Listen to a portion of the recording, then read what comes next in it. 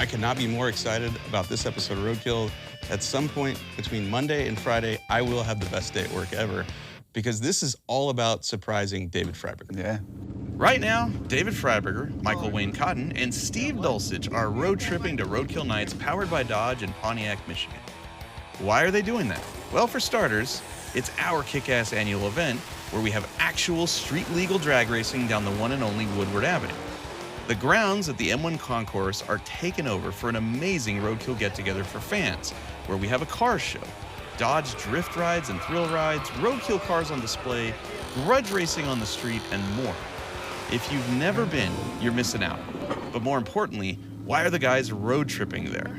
Well, it's because it was the best cover story we could think of to keep Freiburger busy long enough so that we could give him the surprise of a lifetime by rebuilding his broken Hemi engine without him knowing.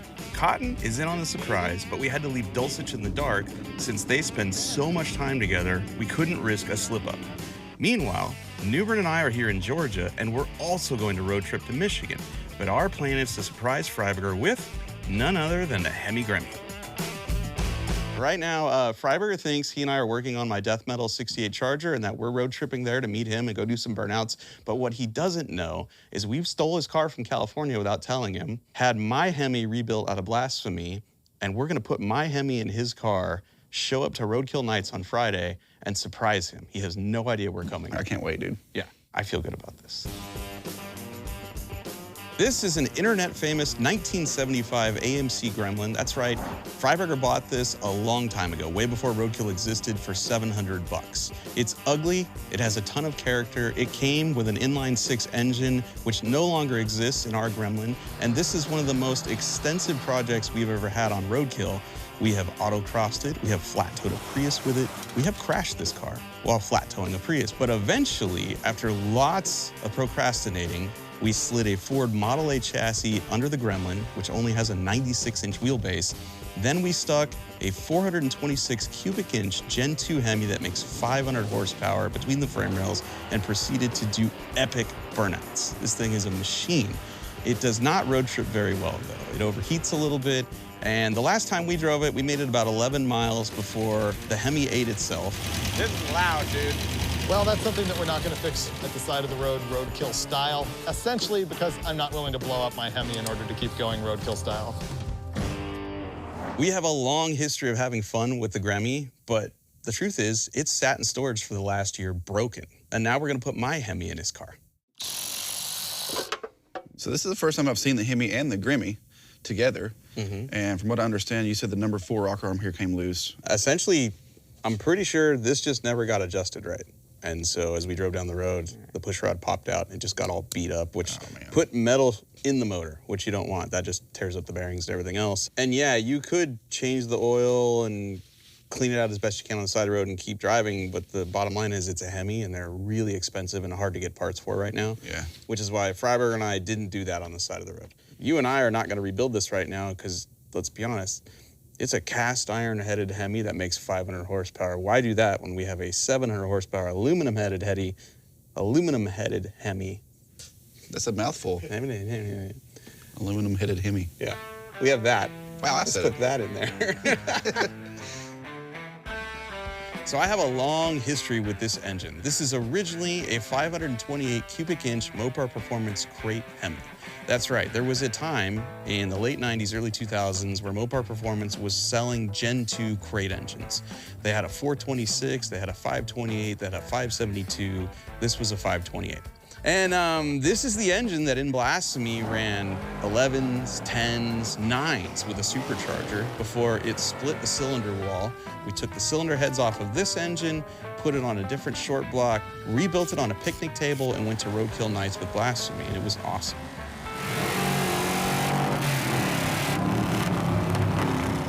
Then I went to Drag Week with it, and those old cylinder heads dropped a valve in my new short block and destroyed the whole thing.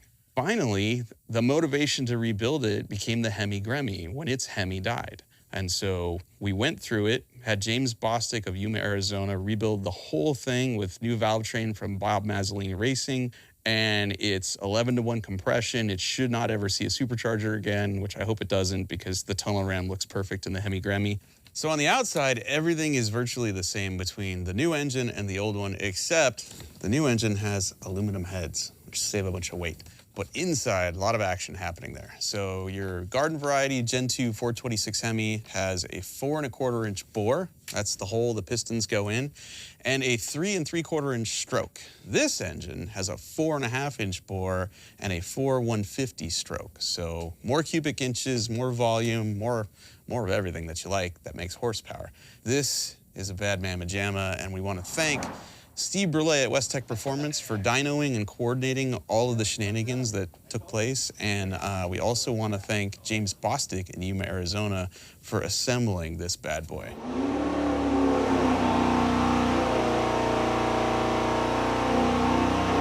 No fire, that's good. What did it make? 707. I think the next time we see Freiburger in his Hemi Gremmie, he's in trouble. He's got a couple hundred more horsepower with probably 60 or 80 pounds less weight on the nose. That's why you can appreciate such a fine automobile, you know? This engine just made over 700 horsepower, 200 more than the 426 Hemi it's gonna replace. When we stick this in this car, it's gonna be lighter, it's gonna be more powerful, it's gonna be even sketchier, and we'll do amazing burnouts, and I can't wait to see the look on Freiburger's face. So right now what I'm doing is I'm removing the old dowel pins out of the engine block. We have a unique combo here. We are running a Chevrolet 4L80 transmission behind our Mopar engine, and it required this adapter that we made, and the adapter is a 1/4 inch thick, so these old dowels are not long enough to go through the adapter and into the transmission. You need these to go into the transmission bell housing because these are really what's supposed to take the torque of the engine. I've got to get these out, tap these in, then I can put the adapter in, then I can put the flex plate and the adapter there, and we'll be good to go. Unless, you know, none of this wants to come out, then a half-hour job turns into a 3-hour job.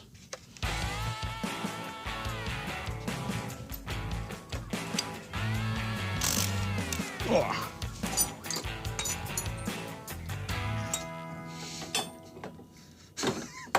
That's the right one for the right side? Yeah. I'm not sure what oil filter setup they had on the previous motor. Either these are backwards and got labeled wrong, or there's a different setup maybe in the car. So I'm gonna figure that out right now. The great thing about filming everything is we could just go to motortrendondemand.com and watch the episode. There's a video record of everything we did. Look at how happy Freiburger was when the car ran. All right, check it out. That's completely different. Where is it? I don't see it. Oh, damn. I could probably hack that one in. Do it for Freiburger, dude. Do your part. It clears, I can get bolts in it, but this is really, really close to the oil pump here. So I'm gonna take a little more material off right there because I don't want it vibrating and like rubbing on that.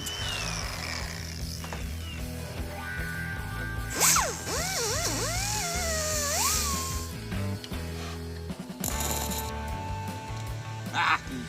What? Shocked me. You're holding the ground. I know. There we go. It's turning. So right now, the old dowel pins are stuck in the back of the block. All right, this is the slide hammer. This is all we have in order to get this dowel pin out. Ow! Okay. Yeah, see? That's one. All right. All right, we'll weld the next one. Good thinking. Thanks, dude. I told you the other day, like, together, we are one good brain. Yeah. 100% of the time, we are 50% right. Yes. Boom. Look at that. See, now we got the extra length we need to put our plate on there. It's coming. Boom. All right. God, we're good. We have multiple bolts that are gonna get Loctite on the threads. So did you grind those bolts on the... Yeah. Yeah, I can see the marks. Yeah, on the car. We got the transmission all the way up in there and seated against the back of the bell housing, and unfortunately the converter wouldn't slide forward because it's hitting the bolts in the back of the crankshaft, so now we're solving that. Andrew ground a corner off every flex plate bolt, and we think we have our clearance now. We did it. The danger here is that when we torque these back down, that the heads end up in the right place so that the ground part is out here on the perimeter. Otherwise, we're gonna have to grind it some more, and pretty soon there's gonna be no head left to tighten on this bolt, so. So let's pick a torque number that's maybe 10 pounds less than what we need. That way it gives us a buffering room so we can actually twist it further if we have to. Oh, that's not good. We got problems. Maybe it's a one-time use only thing. We'll grind both sides of the header. What are the rules on gift giving? Like, we're giving the guy a motor. Later on, I mean, is it our fault if he can't get it apart?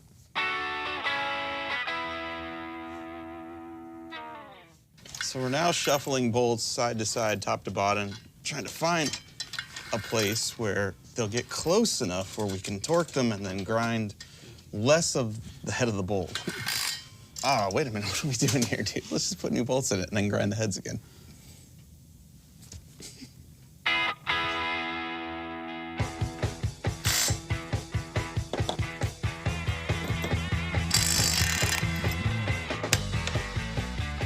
Did it work? Yeah. Last piece of the puzzle, our bolts are in, they are torqued. The problem now is the head of the bolt is too thick and it hits our converter. We don't have another set of bolts, so what we're gonna do is once again, grind the head of the bolt on the outside of the diameter of the bolt pattern to keep it from hitting the torque converter. Once we do that, yes, the next person that has to take these apart is gonna have a hell of a time.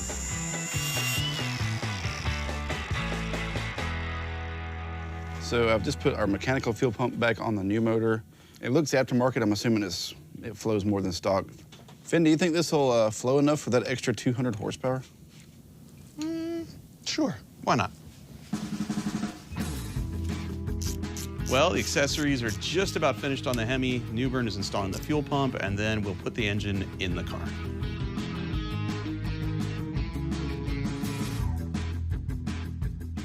The hoist has the motor picked up level, but the motor sits in the car at an angle like that, so we're just gonna use a ratchet strap to tilt it so we can get it to slide in the bell housing and down over the engine mounts.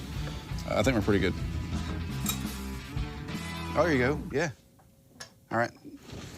Go ahead and let it down. Now it looks like it wants to go. Ready? Yep, keep going, keep going. There we go, right there. There we go.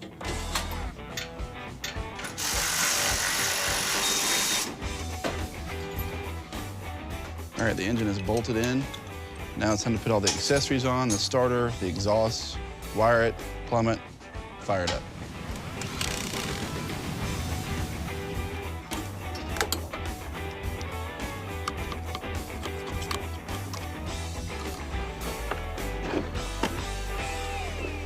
We are humming right along. Bolting the last few parts on this. Newbern's doing the header on that side. We need to put a header on this side, hook up the fuel lines, wire the distributor, put the radiator in, and then this thing will make noise. Do you think their cars are running?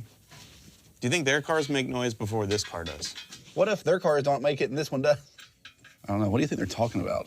Well, with Cotten, anything's possible, I gotta be honest. I wish I was like a fly on the wall up there. I just want to see, are they still there? Are they on the road? Like, Yeah. are those cars like running? What are they doing? So we haven't figured out a route. We just want to be there. I just want to take small roads. I don't want to take the highway. Dude, I love that idea. Yeah. Question is, let's take bets, guys. Are Finnegan and Newbern going to make it with no difficulty in the death metal charger? Here's what I think.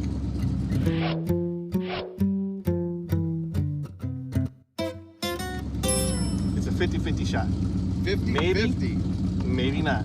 I think they'll make it. Oh, you think they will? You're going more with the make I think they will make it because they got Newbern. So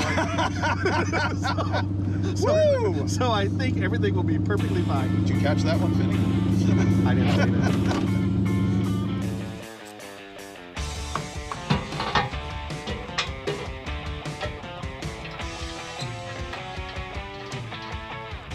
All right, one of the last things to do is wire the distributor. The one that was in here required the use of an ignition box, and the new one is a ready-to-run distributor. Just run ignition to it, and it's ready to go. The old one that was in here required the use of an ignition box, and normally we would just leave this in here, tap into the wiring, and just go. But we're not gonna do that. I'm gonna pull all this out, clean the wiring up, and I might even put a fuse in here, you know, because I care. It's Freiburger's car, and we're trying to do this right. Do you think he wants that? How does he feel about ready-to-run distributors? I genuinely don't know. Yeah, so all of this is not needed anymore. You're right. Just because he chose to put that ignition box in there and went a lot of trouble to wire it, you should take it out.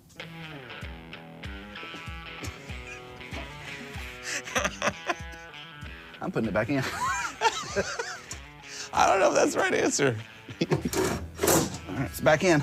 Okay. The best case scenario for this whole deal is we get there, we show him the car, we hand him the keys, and then go, all right, later, and we walk away before anything can be judged.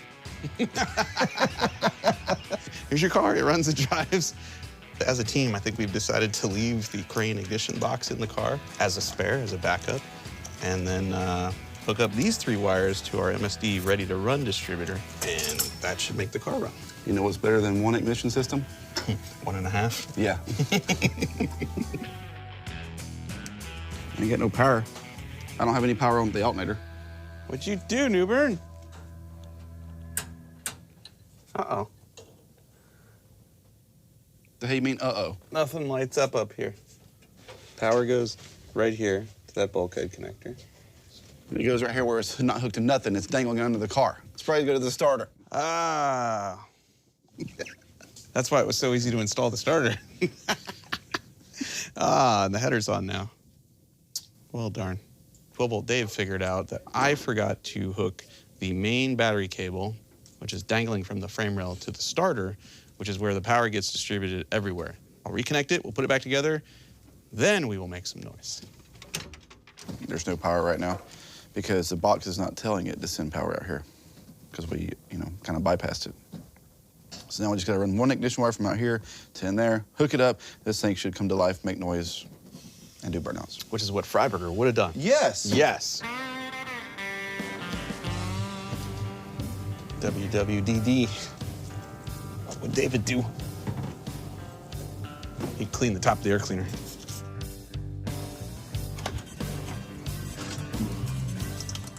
This is working. So it's raining. I figure we can fire it up in here, but we really can't test drive it because it's got no wipers, nor can we let anyone see it out and about. So pretty much we'll fire it up here, make sure it runs, assume it does good burnouts, and then load it on the ramp truck and go. He can do the first burnout. He can do the first burnout. He can do all the burnouts. Yeah. That way if it breaks, that's his. Big moment. I believe it is wired, it is plumbed. We no longer need this piece of tape that says do not start or crank because the number 4 rocker arm is loose. Yeah, do it. Here we go.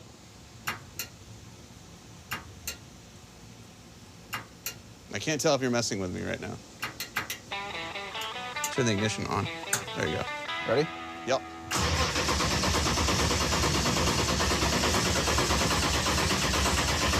Doesn't sound like it's got any spark. Well, the ground wire is loose to the coil. Let me tighten that. This is a big moment. Try it again.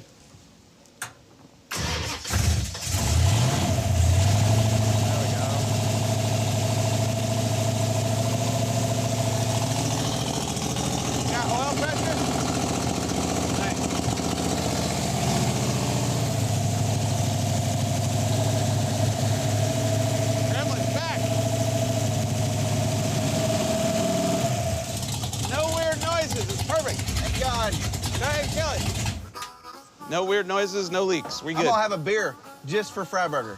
Now on to the surprise. We need to shoot a decoy video. We'll go to the other shop. We'll shoot a clip with death metal, like, hey, we're getting ready to go on a road trip. And then we go radio silence. So he thinks we've got it. Meanwhile, we load this on the back of the ramp truck because there's no way we're gonna risk driving this there.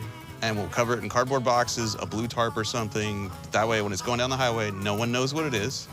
And then when we get there, we'll uncover it. Okay.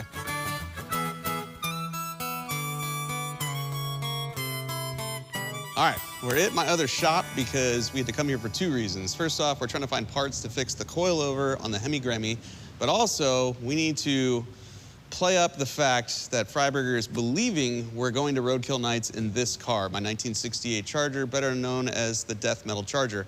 So what we're gonna do right now is tell him via social media that this thing is ready to go. Yeah. And we're leaving today.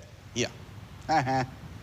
What up, everybody? It's Finnegan and Newbern. We are filming an episode of Roadkill right now, and we are heading your way to Roadkill Nights in Pontiac, Michigan this Saturday. All your favorite Motor Trend hosts will be there. Death metal is ready to go. We are hitting the road. If you want more information on how to get tickets, go to motortrend.com. Thanks. I technically didn't lie. I did not say we were driving it. It was great. I just said it was ready. Yeah. We only have 364 miles to go to Pontiac, Michigan and Roadkill Nights. And who's driving what? I'll drive the Wreck Runner for a while. I'll drive this. I'm feeling good because I've got the faster car.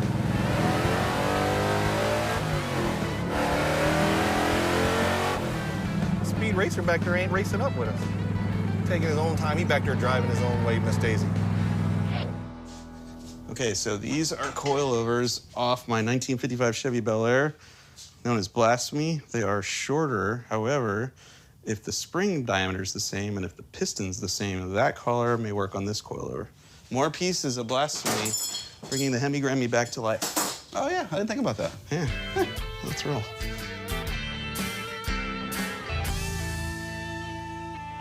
We are now attempting to take the upper donut from one of my Viking coilovers and fit it on the very shock. The outside diameter of this here is bigger than the inside diameter of this here where it needs to slide in and register. So all I'm gonna do right now is take the donut, put it in the lathe, and open that up just a little bit. Boom, there we go. I think we can put the car together now. I'm almost certain that this spring's not right for this shock. I'm pretty sure it's probably 2 inches too long. Trying to get it down far enough where I can get this collar on there. Okay, these are now junk. Our coilover is together. That's all that matters. All right, can you jack the car up for me? It's good, it's tight. Let's write extensive notes so it looks like we're professional. 9:22. All right. Fire it up one more time, make sure there's no leaks, and then put the hood on. I just like hearing it. Okay. Ready? Mm-hmm.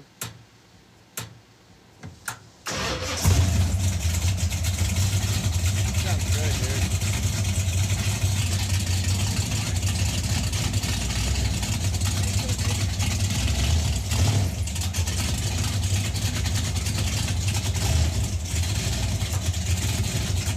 It feels low fluid. It feels lazy. Going forward? And reverse. Because you were driving over a block of wood. Oh, that's probably what it is. Okay.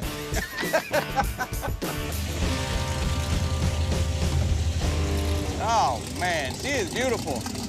We need to hurry up and get it on here and cover it up before somebody takes a picture of it.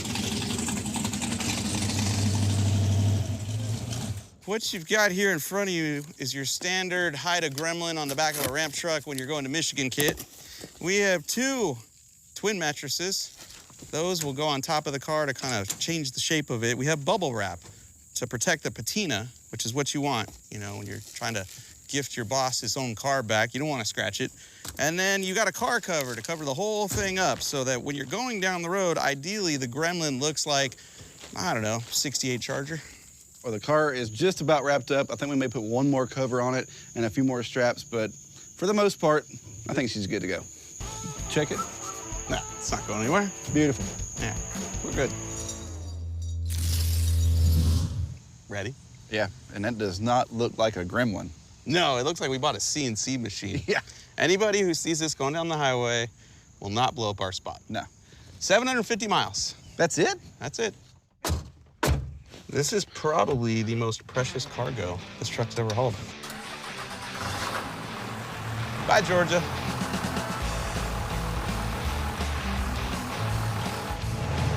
So far, so good. We need to program the gauges. None of them. The gas gauge works, and that's all that matters. Okay.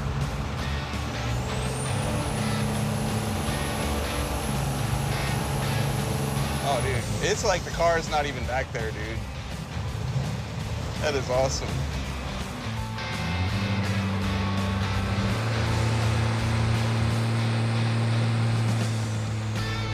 We have these really nice electric gauges. We have a diesel engine and a truck that was originally gas. We have to program the gauges to get the speedo to read correctly and the tach, and we're struggling. You have the transmission app, right? Can you tell if the converter's locked up and if we're in fourth? And maybe that'll tell you the engine RPM too. It says we're in 3rd gear and overdrive is off. And the converter's off. Huh, I wonder why. Because if you wired it right, then there's something wrong with the controller, right? We need to pull over, we need to work on the truck because this is really the first time we've driven it since we put it back together. And we don't have 4th gear and we don't have a lockup converter, which we have a late model Dodge transmission in a Chevy truck behind a Dodge motor with an aftermarket controller. Nothing's talking to each other. We don't have a speedometer working. All these things are connected. Nothing's working. We're gonna throw a tarp on the ground, slide under there, probably discover that it's wired backwards, swap 2 wires, and then we should be good. We should be good, you know? In theory. All right, be backwards. Be backwards. Be backwards. It's backwards. Yes! Oh, nice. Clip is on the bottom. That means all we gotta do is flip two wires and we get overdrive. So basically, when I wired this, the guy that told me how to wire it assumed that the plug was in here with the clip up. So he told me how to wire it, but ours, the clip is down. So I think I got these 2 outside prongs wired backwards. We call him 12-volt Dave, not because he can't wire anything. I can hear you. We call him 12-volt Dave because he won't work on anything, but he'll just stand next to your car and the electrical system will catch on fire. That's why we call him 12-volt Dave.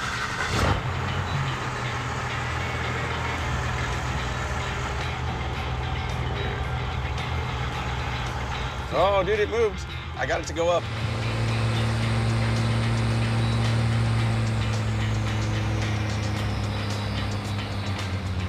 We had to pull over because our Hide Gremlin starter kit is starting to show some weak spots at 80 miles an hour. So we're just gonna tune her up a little bit, church it up a little bit, and then we'll be back on the road. The best we can. Yeah. When I got out of the truck, I asked myself, what would Freiburger do, in a situation like this? This is what he would do. This is it right here. Freiburger would use these. I think so. All right, ready? I'm gonna go like this. Oh, yeah. That seems legit. All right, you do that. I'll start applying the 200-mile-an-hour tape. Oh, yeah. It's like wrapping a Christmas present, you know? It is a Christmas present. Christmas is coming early. So much safety. That's not going anywhere.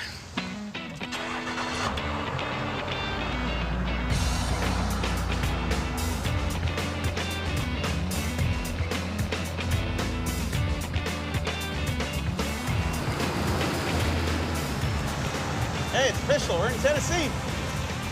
Woohoo! We made it! One whole state. Knoxville, here we come.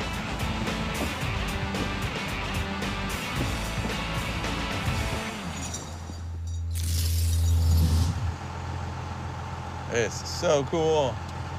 As I was lying in my comfortable hotel room this morning, I thought to myself, what would Freiburger do? I know what he would do.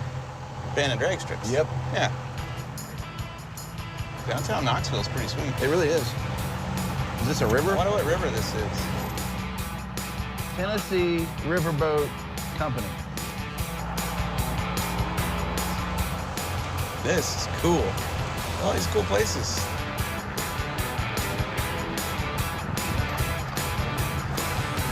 So we've been hot rodding with a Gremlin on the back of this for 250 miles. It just took 17 gallons.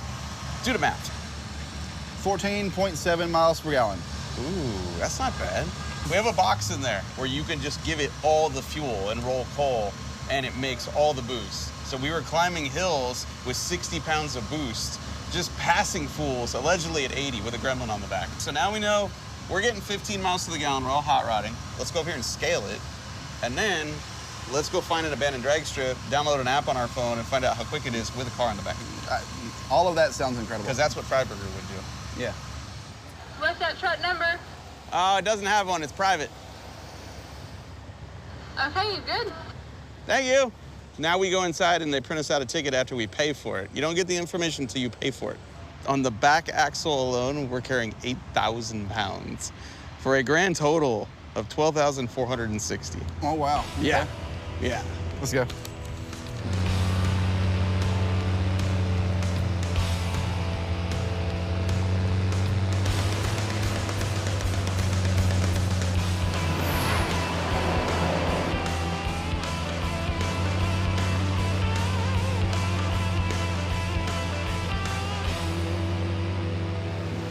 that Cincinnati? Oh my God, I think it is. Does that mean we're in Ohio? I think so. Oh my goodness, another state. I'll be damned. Wow. Dang. I think we're only 250 miles from Michigan. No way. Yeah, way. Dang. High five.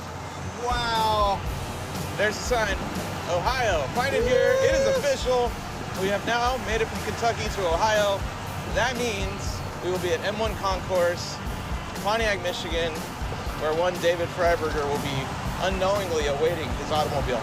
Everything is working so perfectly. Nothing can stop us now. Should we kill these?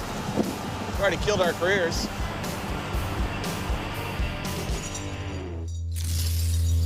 Welcome to day 5. Yeah, Dayton, Ohio. Yeah, it's Friday, yeah. We have managed to find an abandoned racetrack. We're pretty sure we can go there and run this for a full quarter mile and find out how fast the Ramp Truck is with the Hemi Gremmie on back. And then we only have a 200-mile drive to reach M1 Concourse, Pontiac, Michigan, Roadkill Nights to unveil this thing finally and get this secret off my chest. Yeah, it's getting hard to keep the secret. He's gonna find out. He's gonna find out, so let's do this. Let's make somebody happy. Let's go. I'm excited to find out how fast this car might go. I think this rig will run a 17-second quarter mile. It's gonna be mint. It is gonna be mint. What are all the Freiburger-isms? It's gonna be mint. That stuff is junk. Nobody likes you.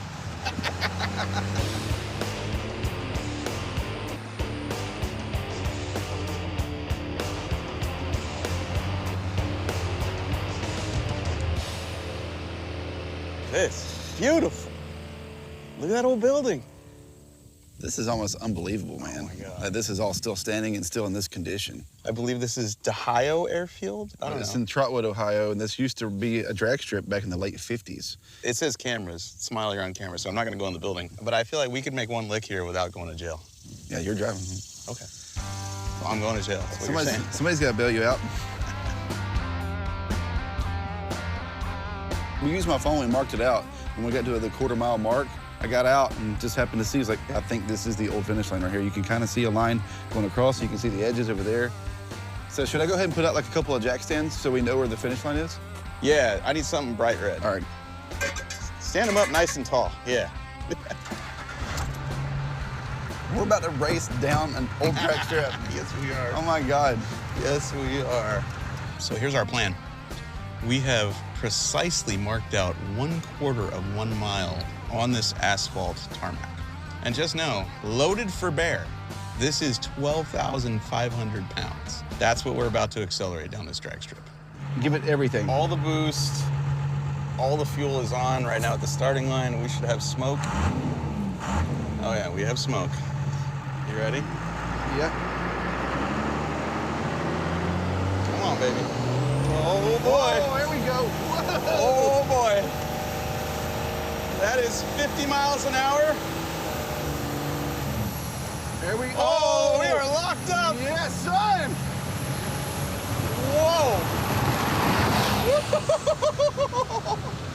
Oh my goodness. What was it? What was the ET? 1841. Okay. All right. I'll take it. This thing with the gremlin on the back is faster than a lot of our roadkill cars have been. Dude, we clocked 80 miles an hour across the stripe. It went 1849. And once the converter locked up halfway down the track, this thing took off. So we're gonna make some adjustments to the computer for the transmission, and we're going again, because I think it's got a 17 in it. Reset. I'm ready when you are.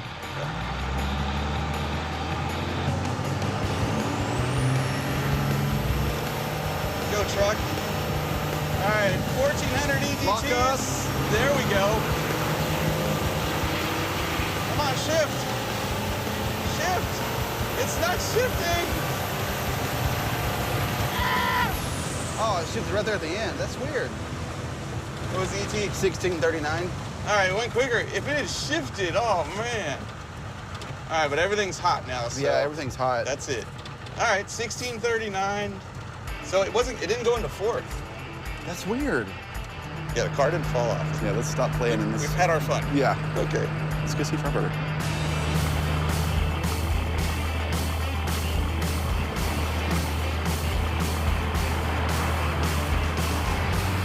Right now, we are blocks away from M1 Concourse. This is where Roadkill Nights is happening. Freiburger is on the premises. He's wondering what's going on.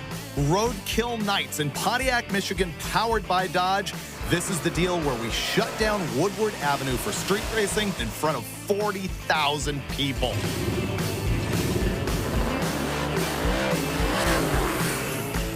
We actually made it. So far, so good. I believe he's on the other side of these buildings, so as long as we're back here, he can't see us. What's up, sweethearts? What's going on? Well, you got a load of lumber here? You don't want to get wet? What's up with It's a this? piece of machinery. Tell me what you think this is. I'm feeling water. Okay. That's a great guess. It's wrong, though. Help us unwrap it. Just don't cut into the cover, like don't cut what's under Oh, it. no. What does the back remind you of? A boat. This is the perfect place for that. And we could go boating. Oh, my gosh. Oh, it's a Dodge Dart. No, you No, want it's to a try it again? Gremlin. It's the Hemi Gremmie. It's a Dodge Dart. Where did the Hemi Gremmie come from? We stole it from California. You did? And we might have got it running again. No way. Yeah. Freiburger's gonna lose his mind. That's what we're hoping for. We're hoping he has no clue. He doesn't. Dude, that's awesome. He would literally lose his mind. I'm not even Freiburger, but I'm thrilled for the man. I'm gonna leave. You guys are gonna get in here and you're gonna drive it over in front of him, and I'm gonna meet you guys over on the skid pad. Dude. And you guys get to just drive in like G's. And In the ramp truck, we'll take the it. ramp truck, yeah. Yeah. Just pile in and he will see. All week they were like, do you know anything? I'm like, nope. He thought we drove death metal here. That's the whole metal, thing. yeah. Death metal was supposed to kept be. telling me. And we kept saying, I said death metal about 10 times. I'm actually shocked and touched by the level of generosity and goodwill. I mean, it's just a beautiful thing. He deserves it. He literally deserves it. You are just a bro's bro, man. I love that guy. This was a hard secret to keep for months and months. This sucked. Woo. Nervous. You did good. Let's just go down there and let's make the rest of it happen and have a good time. I'm kind of interested in seeing Freiburger's reaction, you know? Whew. Finally, after 5 days of just panic of trying to keep this secret, we can finally see the Gremlin on top of the ramp truck, and in just a few minutes, Freiburger's gonna find out how fast it is, which really excites me. How many people here watch Roadkill? Everybody. I got a little confession to make here. I've been lying to Mr. Freiburger for a long time, so I'm ready to end this whole thing right now. No idea what's going on right He now. has no idea why he's here. He thought he was here for some unveiling of a Dodge. Am I getting a cooler dumped over my head or something? I'm thinking I'm getting a cooler dumped over my head. You are not getting a cooler dumped over your head, but we do have a surprise for you. Okay. 13 years ago, this guy hired me to go work at Hot Rod Magazine. And pretty much from that moment on, I've had one adventure after another. And about a year ago, I wanted to repay you, and I didn't have a good idea of how to do that until something happened.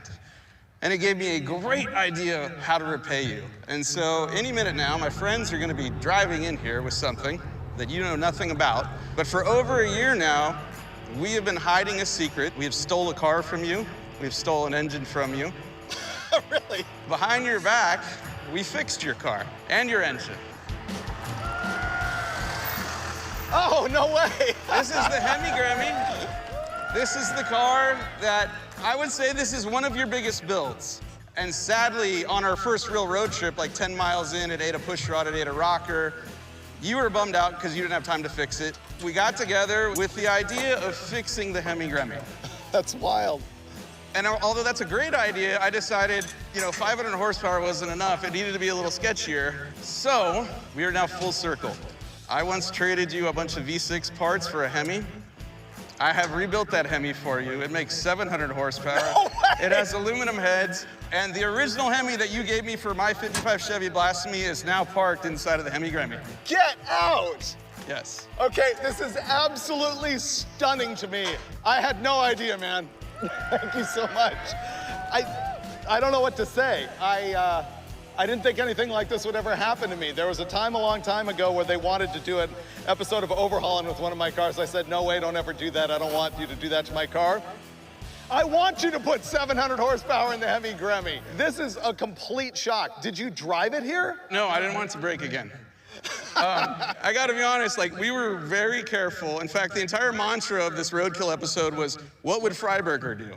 And so we were very careful. This car has been wrapped in mattresses, saran wrap, duct tape, a car cover to get it here with nobody seeing it and putting photos on social media. Wow. I have personally not made a Facebook or an Instagram post all week because you thought I was driving my 68 Charger here. 100%. I didn't want you to know I wasn't. And so we took great pains to make sure we were careful, we weren't gonna hurt your car. No one has ever done anything like that for me before, and I'm sure you were behind it. Thank you so much. Thank you. You're welcome. You're welcome. You know what, everybody? I gotta say, one of the greatest things about doing this job is we've been doing it together, me and Mike now, for 11 years. We're going into 12. Our whole crew travels with us, and we're like family. We're like a band of brothers down here. We really are. I really appreciate it, Mike. Thank you. You're welcome. Talk before I choke up. That's it here. Nothing like this has ever happened to me. I never expected anything like this to happen to me. It's a full bro move by all of these guys, the history of the engine that Mike and I have together. But the other thing is, I think all my guys know that I'm shooting TV shows every single week. I don't have time to work on my own cars. Mike knew I would never fix this. So there's one more thing I gotta do, which is burnouts here in front of the crowd at Roadkill Nights. Boys are back.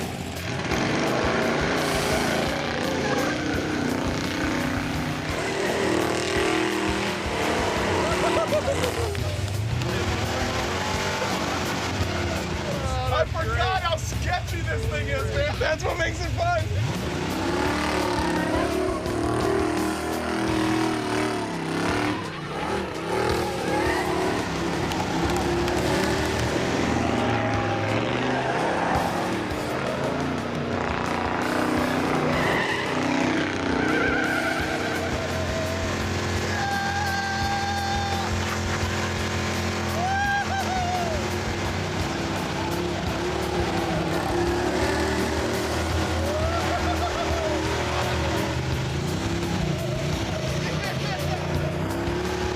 Dude, look how fast that thing whips around, man. Oh, man.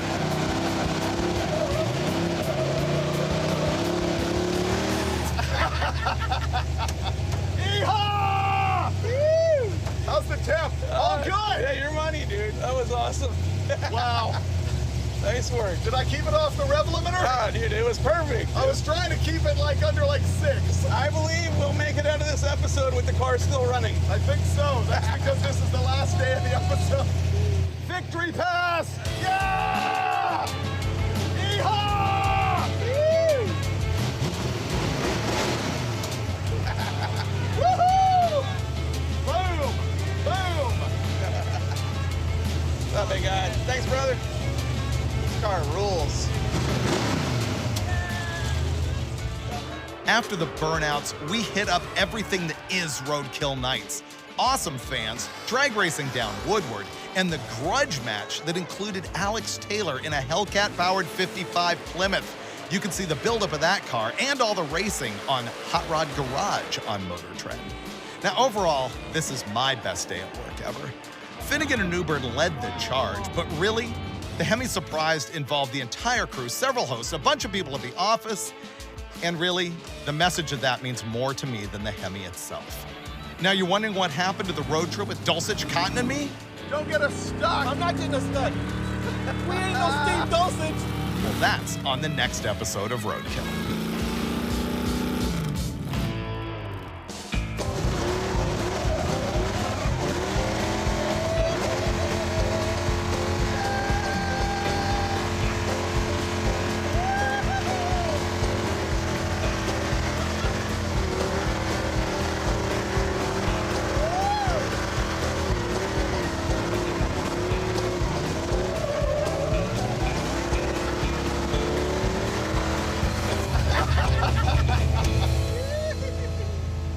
This time on Roadkill. Road trips, burnouts, breakage, buddies, and Roadkill Nights. Let's go!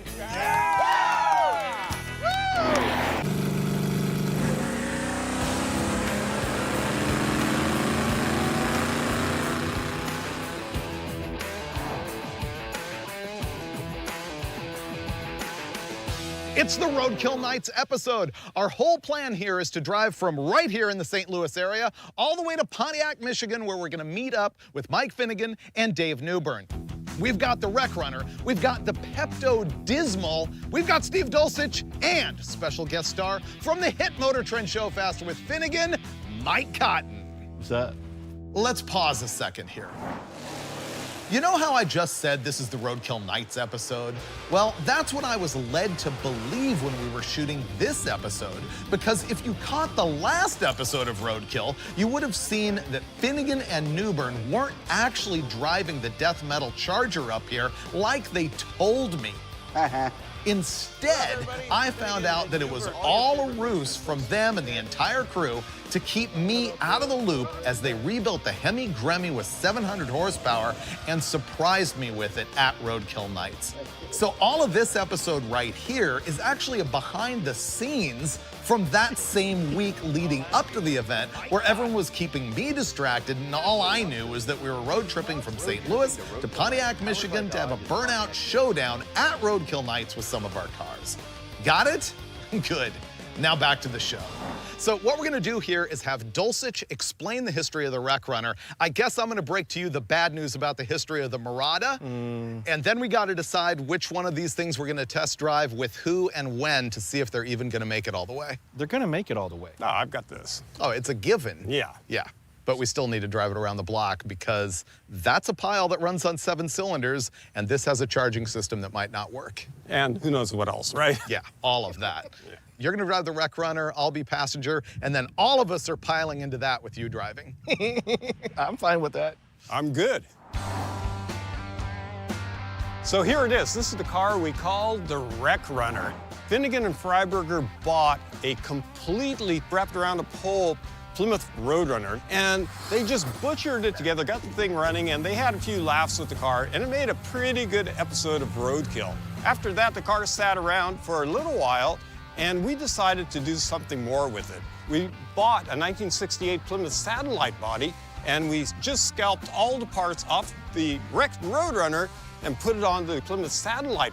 That way, the Wreck Runner kept living on. We ran a couple of episodes of Roadkill Garage, and most recently we put a quarter panel on the back of it with the help of Chris Bird's song. So right now we're gonna road trip it. We've road tripped it before. We took it all over Monument Valley where the original Roadrunner cartoon series was shot. It's got a 383 motor under the hood straight out of the Wreck Runner version 1.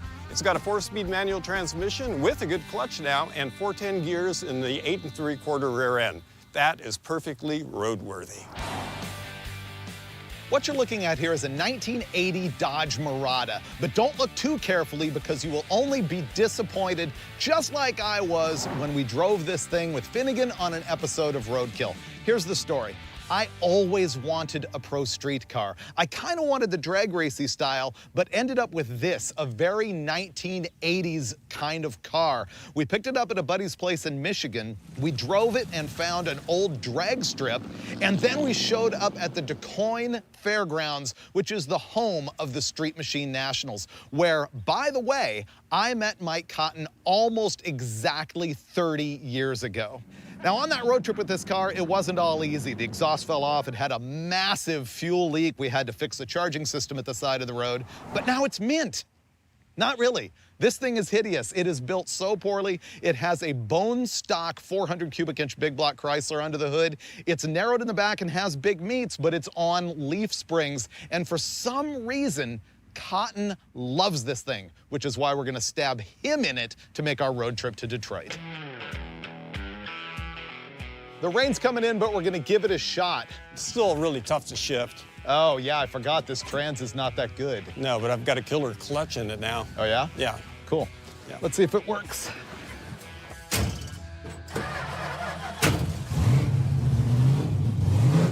Perfect. It's pretty wet. Yeah, look at it's pulling to the right really hard. Pulls to the right gnarly. The worst thing about this car is that it's hard to shift at RPM, so... Yeah. But I've got a whole new drag racing gear set being made for this transmission. Yeah. That's just gonna make it shift at wide open throttle and be even more undrivable. Right?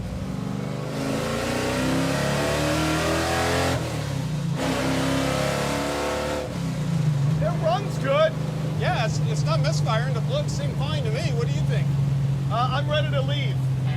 You're ready to leave? Oh, yeah, I'd fire this thing up and drive it to Detroit right now. Oh, yeah. All right, let's go get the Murata. Okay.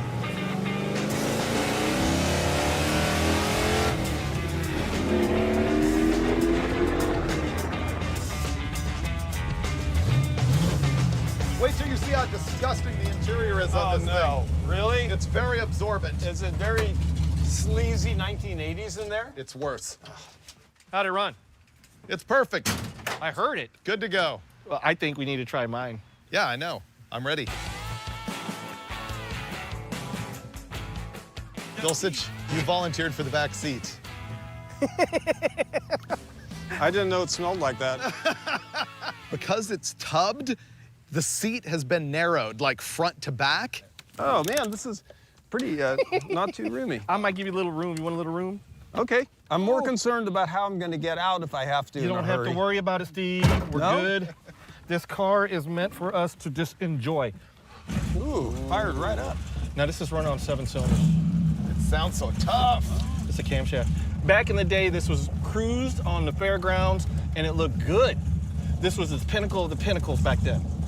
I'm sure it had a way better engine at the time. Somebody dumped a smogger turd in here to sell the car. It's all the power you can handle, though, so it's good. Ooh, boy. What are you talking about? Yeah. Get it. I think you're not taking advantage of the RPM capabilities of the short stroke 400 You know, this is a really big bore short stroke motor. It's basically a 383 with a bigger bore. with a bigger bore. You can turn this into a 512. 512 without even thinking about it. Really? Yeah, crank and the stroker kit drops right in. You don't have to clearance anything. You don't have to move the oil pickup. You don't have to hire a mechanic. Well, You always got to hire a mechanic. it's Cotten. What's that mean?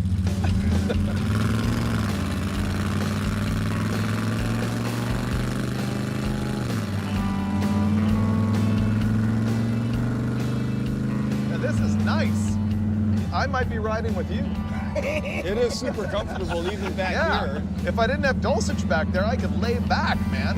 Yeah.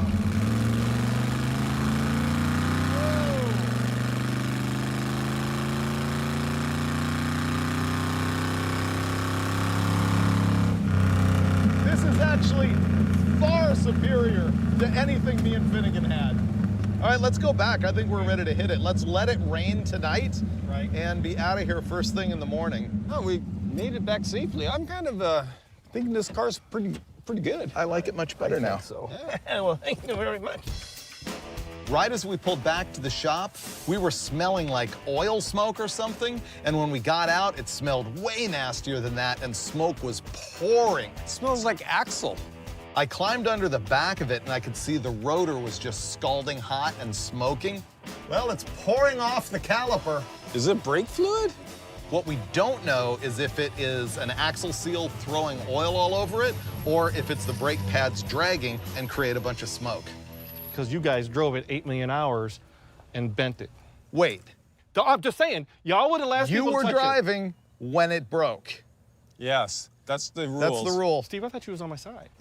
No. All I did was fix it, polished it, and drove it. Right. You guys drove it, not fixed it. And then you got here and there was a wobbles. I had nothing to do with it. So that's y'all. If it's the bearing, that's y'all. He's got a point there, Freiburger. No, he doesn't understand the rule of dudes. You were driving when it broke. Oh, yeah, it is the rule of dudes. Right? Man. Yeah. Come on, baby. Oh, There we go. look at the size of that meat. That's a lot of goop on the inside of the wheel. You know what? You guys never took the vice grip off. There you go. So here's the situation. Back when Finnegan and I had this thing and we wanted to do burnouts, we vice gripped the rear brake line so that we wouldn't have rear brake pressure so that we could spin the rear tires. That vice grip was never removed. And so I'm thinking when he stepped on the brake, some fluid got past it, held the pressure on it, and it smoked the rear brakes. You know what that means? Take the vice grip off and we hit the road. It's fixed at that point. Right. Yeah. Exactly. Aha. There's the perpetrator. Don't do this. Are you lecturing me? I'm telling them, y'all listen. Don't do this. It's fine now. Yeah, but I'm gonna put a little bit of brake clean around it. There's a bunch of goo on it. Okay, fine, Freiburger, let's just put it on there. That was an ignorant mistake right there, but it's real common for roadkill. Meanwhile, Cotten actually re-watched the Murata episode in order to refresh his mind about this road trip, and he never said anything about it. Once again, his fault. Fixed. Yeah. Fixed.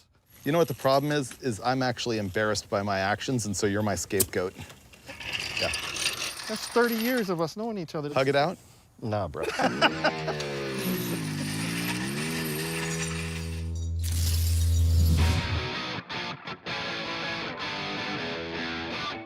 I've got my bubblegum air freshener. We are ready to go. The plan today is small roads, east, north, east, north, east, north until we get there. You're directing, I'm driving. Let's go.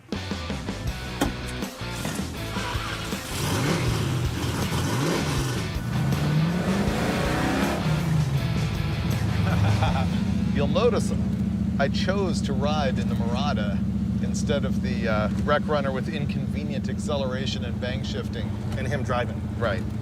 This is like nice and chill. Oh yeah. So do I have to like jump out of this at any time? No, I can drive the whole time, right? Yeah, it's good. Good idea. Good.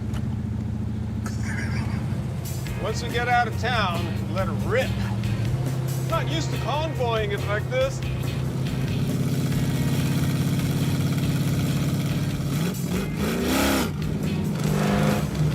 This thing is just so badass. Woo, doggy. Steve, how's the noise back there? What's that now?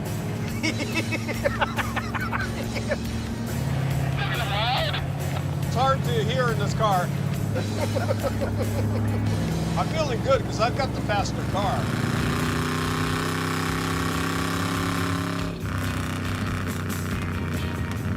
Oh, I forgot about the deceleration backfire on this. You know what that actually is? No. It's got header leaks, and it runs rich enough that as you decelerate, oxygen comes in, and what do you need to make fire? You need a fuel source and oxygen. You're adding oxygen to the fuel, and it's already got some heat in it, in the mufflers, and it boom, boom, boom, Really? boom, boom. Yeah. I wonder if this is as fast as he can go. I don't want to be a menace to myself or others.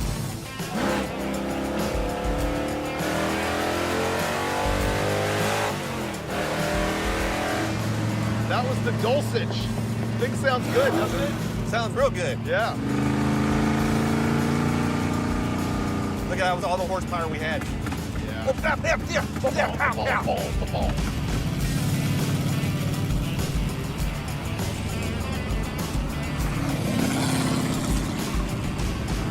So Cotten, you know how when you're on a flight and on the first leg you're like in first class, and then you change planes and get the puddle jumper where you gotta like crank the running gear down for the pilot? Yeah? That's what's happening to me right now. Oh, you going to him? Yeah. This is first class. Yeah. That's first class? I thought it was the other way around. Oh, this is much more rudimentary and raw and muscle car-y and masculine. Man, you're building me up, Freiburger. Yeah, I just can't ride in a pink car anymore. Oh, yeah. Yeah.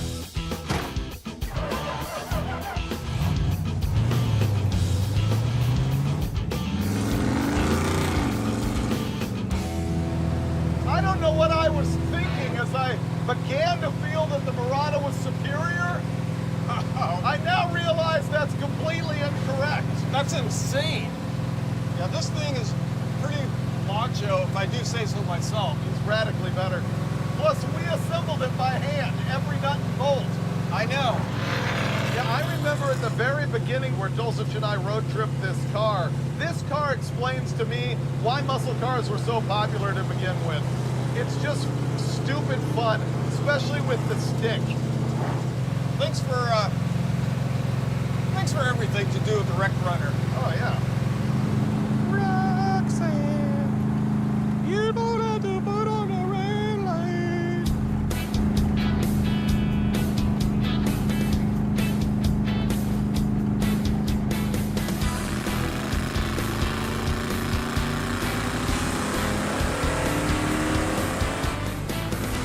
Normally, after 3,000 miles, you change the oil. How far have we gone, Freiburger? 93 miles. Come on, play along with me. 3,000 miles we just went, so you need to check the oil. This thing used to burn oil constantly in foul plugs, and how come now it's mint? It's about half a quart, so I'm happy with that. I guess what's gonna happen now is I'm gonna drive this garbage, and those guys are gonna go into the lap of luxury. See if I can make this thing run. And I got the fan on. You guys running? Hey, don't be killing my stuff now. Oh, no. This is the first time I've driven this thing in a long time. I actually need to move the seat up because Steve's so tall. Man, this thing just drives itself. It's right. Dude, it's a nice piece. The more I drive it, the more I like it. Yeah, I haven't driven the Wreck Runner since Steve put 410s in the back and changed the clutch and installed the quarter panel. The quarter panel affects drivability. Have you ever noticed that the whole instrument panel layout here is like a jet plane? 8 gauges worth of circles right there. But they don't say nothing. I wonder if Dulcich is falling in love with the Parada right now. The Pepto-Dismal is actually growing up in our eyes. Wow, this road is sketch-y for this steering. Hey, Dulcich. Yeah. The Wreck-Runner steering is really bad on this road. Yeah, I'm not surprised. It's not good on a good road. Yeah, so it's way worse. How's the muffler dragging going on the Murata? Are sparks flying? Nope. No way. This car is almost perfect in every way. Every way.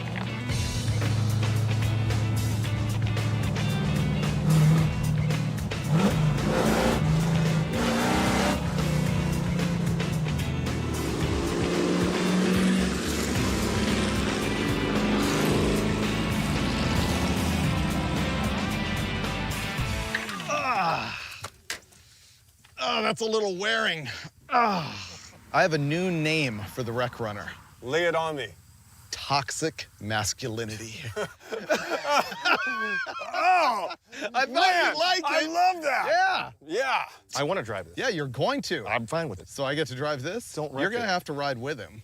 Yeah, that's fine. Cotten, just hop in there and show him how to drive the car. That's right. I'm going to hop in there and show you how to drive the car. Let's go. Don't wreck my car.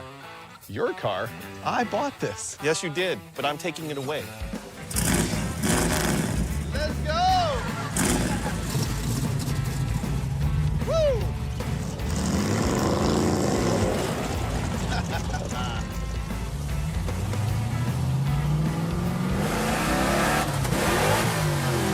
I missed the gear. Oh, there he goes. He's on it. He's driving it into the ditch. All right, Cotten. This thing's got some gear in it, man. 3,000 RPM. It's not going that fast. Hey, Cotten. What is it? When you improve this vehicle, will it become the cotton candy? What did he say? He said it's no longer the Pepto-Dismal, it's cotton candy. Yeah. How do you like it so far? I love it, dude. Yeah, I like muscle cars like big time like this. Did you know that the Plymouth Roadrunner came out in 1968? And in 1969, it was the Motor Trend Car of the Year. I guess Motor Trend had noticed how it had established like this special niche for the big engine, low buck, fun, young car. Of course, the GTO did that in 1964, but the Roadrunner just took over the reins in 68 and 69.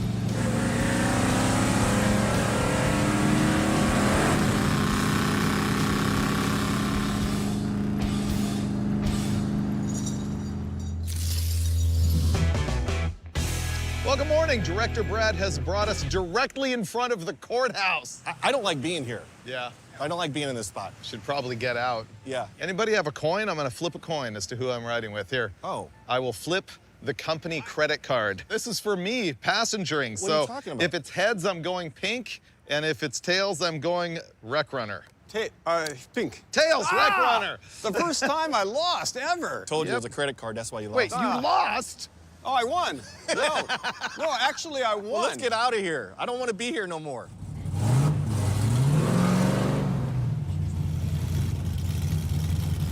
So we're headed to Bloomington, Indiana. Okay. How many miles is that? 364. We need to drive about 160 miles today.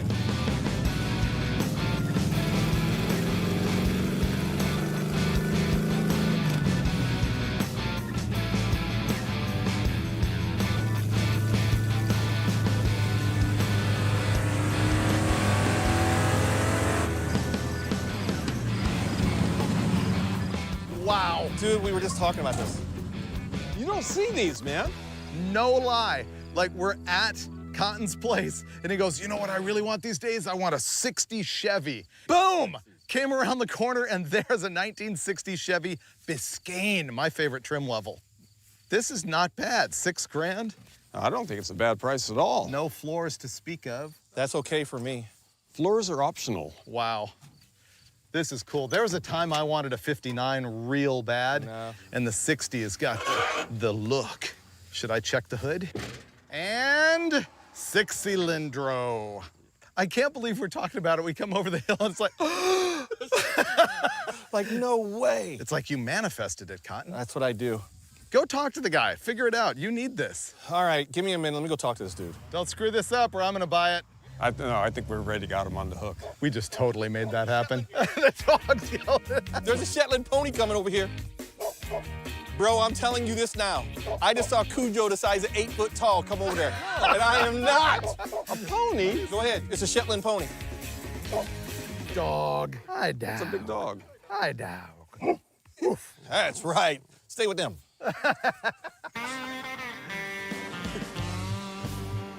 And then look at this. It turns out that the guy who was selling the Biscayne is Nick from Johnny Apple's Speed. Here somewhere in Indiana, I don't really know where. So Cotten's over there trying to strike a deal on that thing because at this point, let's be honest, he has no choice but to buy it. Meanwhile, we're camping out here. Look at this, like, resort. I know, it's like a perfect camping area. And you know what else? What? He said it's cool to do donuts. Donuts, unbelievably. I guess we'll do that in the morning. Before it gets dark, we got to set up camp, and then fireworks.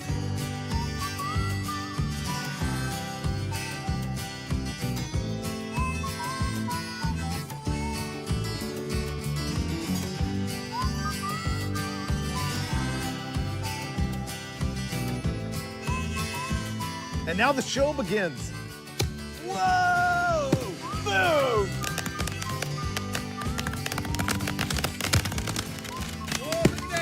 Yeah! Yeah!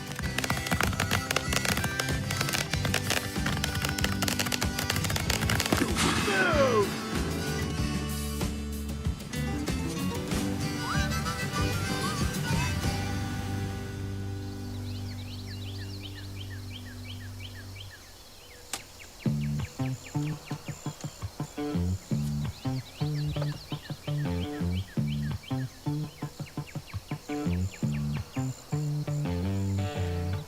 This is a bad idea, Brad. Brad, it's a bad idea. Because I'm telling you right now, if I have to ride with him and he's mad, I'm punching you in the forehead. He'll be fine. Have you done this before? Oh, yes, I have. And what was the outcome from before? I ran away. David! Oh, my God. Oh, right in my ear. Oh. I don't know what he did. I wasn't part of it. They got you on camera, Cotten. I was over here the whole time. Go look at the camera reel. It'll show I was over here. Cotten Did not pulled do the sheet nothing. back, and then he poured the water on your head while I tried to talk him out of it. You did not just Yes, I say did. that. You did not just say did. that. That's a lie. Here we are, it's Indiana. And the next thing you're gonna see is the wreck runner doing donuts with permission of the owner. What you got for me, Cotten? I got more of an exhaust. This is the only way this car's doing a donut is on wet grass. It is, that's it. Where's the speed, Cotten? There you go. You're starting to pick it up. Cotten's mowing the lawn.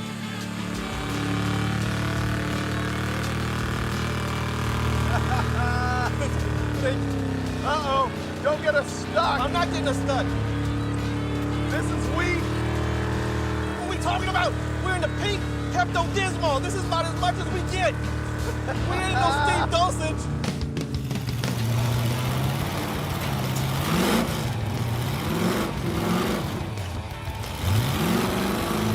It's slippery.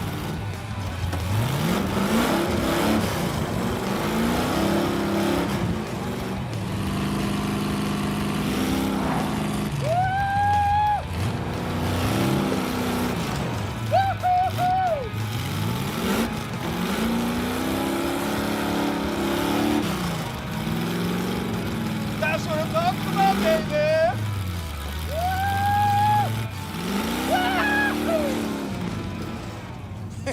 That was fun. All right, that was fun. We're out of here. Yeah. Look at that thing of beauty. It's mine. I got to do one thing before anybody else does anything to try to get it. This looks like such a setup with this car and everything. It completely was not. We came over that hill, saw the 60 Biscayne. Cotten had already told me he wanted one. It's just amazing.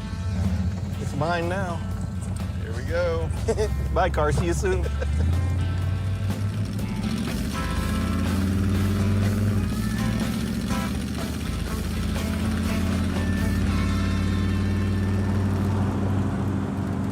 You feel a bunch of grass flinging off the tires in that thing, Steve? That's not surprising. Steve is just majestic in that thing, right? It's his hair. It's like Thor. Thor? It's like his hair. Yeah.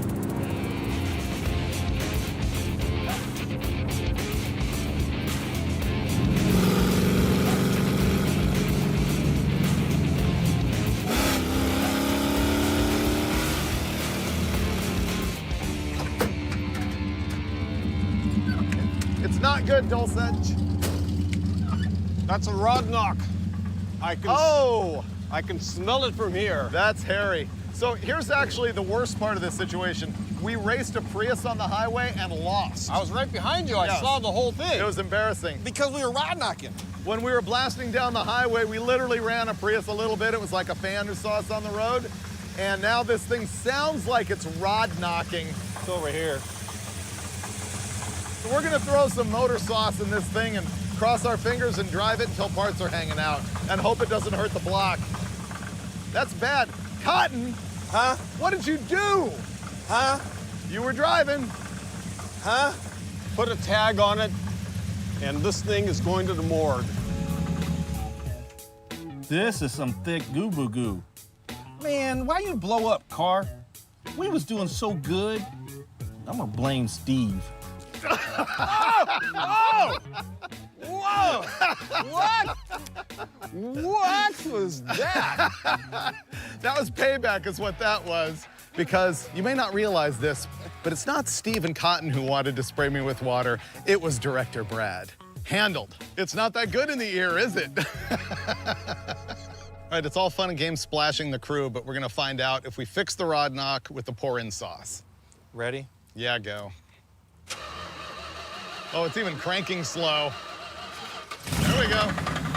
No, the thicker oil quieted it down, but that's coming apart.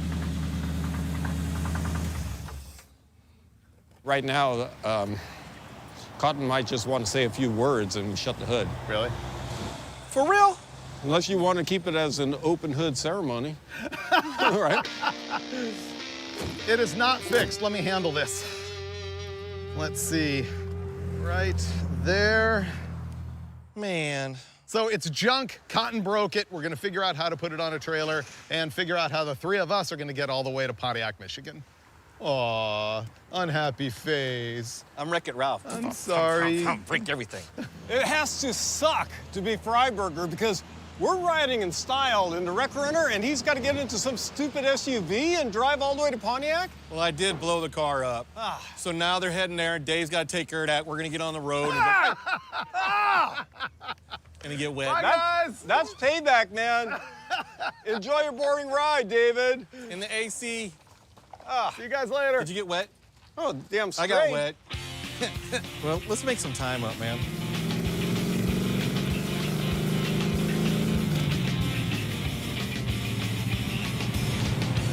You know what I'm gonna do, brother? I don't know what you're gonna do, brother. Man, you know, Let's go. Let's go.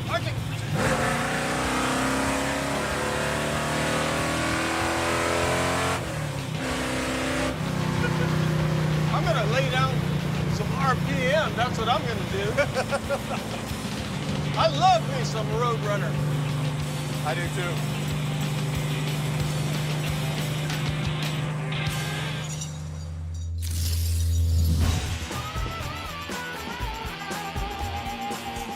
This is going to be a wild end to a crazy week, but first we need to catch you up. When you last saw Dulcich and Cotten, I guess I had sprayed Steve in the face with water. That's a story I need to tell you. And I had to trailer the Murata here because it's broken, so you're not going to see it again. We rod knocked the Murata really bad. And then they actually made it here in the Wreck Runner. How about you? Oh, I had a hell of a week. We saw abandoned airports. We might have taken your gremlin on the back of a ramp truck down a quarter-mile pass. And then we got here and gave you your car back. Yeah, which I'm still mind blown by. I keep stacking up new levels of surprise in the fact that all you guys, all you crew, the whole company like made all that surprise happen with the gremlin. You can see that in the prior episode of Roadkill. But now, massive burnout fest with all our friends. We've got all of these cars. We've got Dulcich, Cotten, Newbern, and special guest stars from Hot Rod Garage, Lucky, and Alex. Yeah, because Roadkill, getting you here under the guise of massive burnouts was solely to just give you your car back, so. But the scam is gonna turn into good burnouts right now. Oh yeah, let's be super judgy. Let's just send them out in cars that they haven't driven in a long time or never. Yeah. And then judge them on their performance. I can do that. All right. It's early morning here on the Dodge Thrill Ride skid pad at Roadkill Nights. First up for the Roadkill violence, Steve Dulcich and the Wreck Runner. Boom! If he doesn't get lost, I'll be surprised.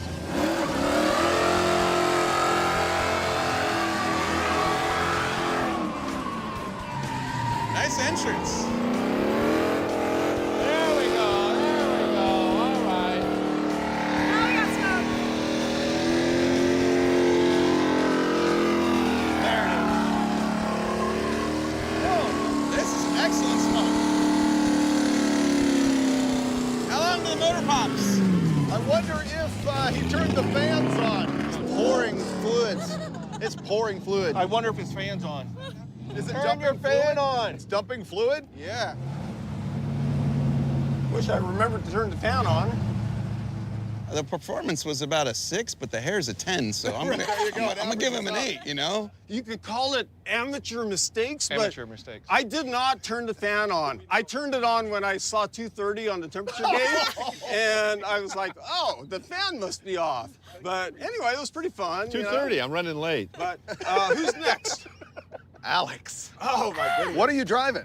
I'm driving the Crown Hick. This whole car was built on Hot Rod Garage, and in case you're unaware, it's on a Crown Vic chassis. Correct. Crown Hick, one of the greatest project names. Yes. It handles like a dream. It's awesome. That sounds good.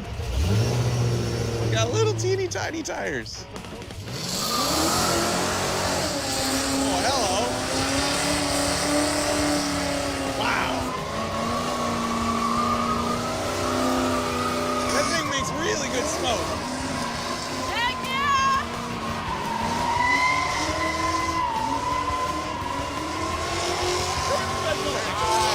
There we go. There you go. See, the reason for this is she did not build this truck, and they're not her tires. Wow! Can't see anything! I feel threatened.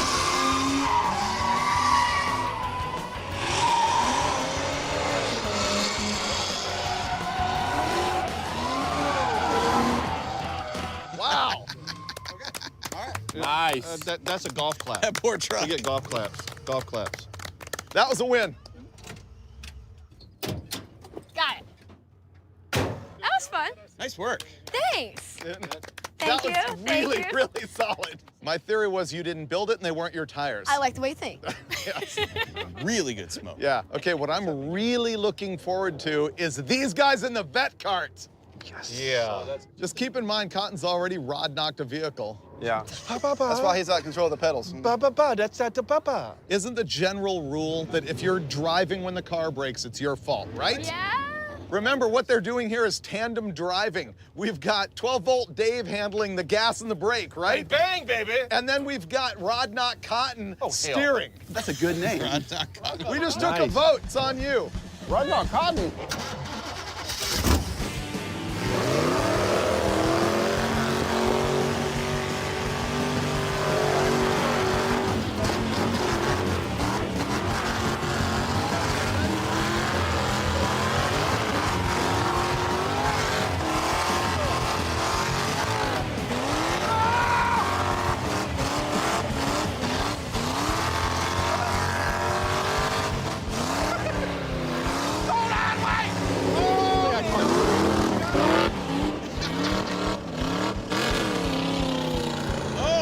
That's good.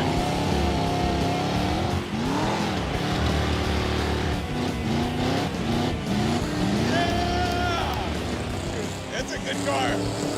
They're not messing around. Look at Alex. She's like, I might lose. The look on your face. Yes. That was good. That was amazing. That was full on double throwdown. Oh, that was awesome. So let's take a vote amongst ourselves. Alex or these guys? They got that one. I liked it. That's a new math. That's been the best performance yet. Hands down, not even That was close. good. Hands down, I admit it. That was good. But Lucky's gonna do better in the El Camino with the diesel in it. So this is a 70 El Camino with a Cummins in it? Cummins 12 valve, yeah, and a gear star. Yeah. I'm pretty sure the adapter plate costs more than the car. Okay. So.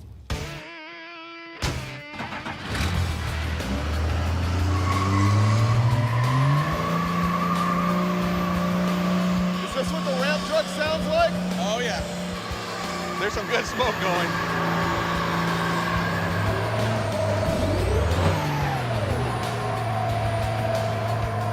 Oh, it's pouring fuel.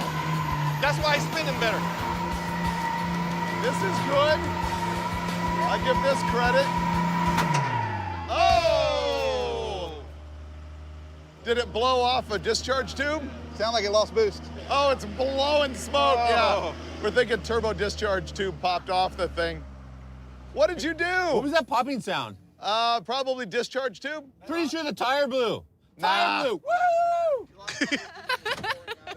Okay, so what do we got? We got you guys, It's right? down to you and me. Oh. Yeah. It's on you. This isn't good. Even if I win, I lose because you're in the car. It's your car. Oh, that's a worst case scenario for you because I'm going to be panicking the whole time and you're going to be, ha ha! It's a really loud car. I might not even hear you. Oh, he's going straight for the Rockford.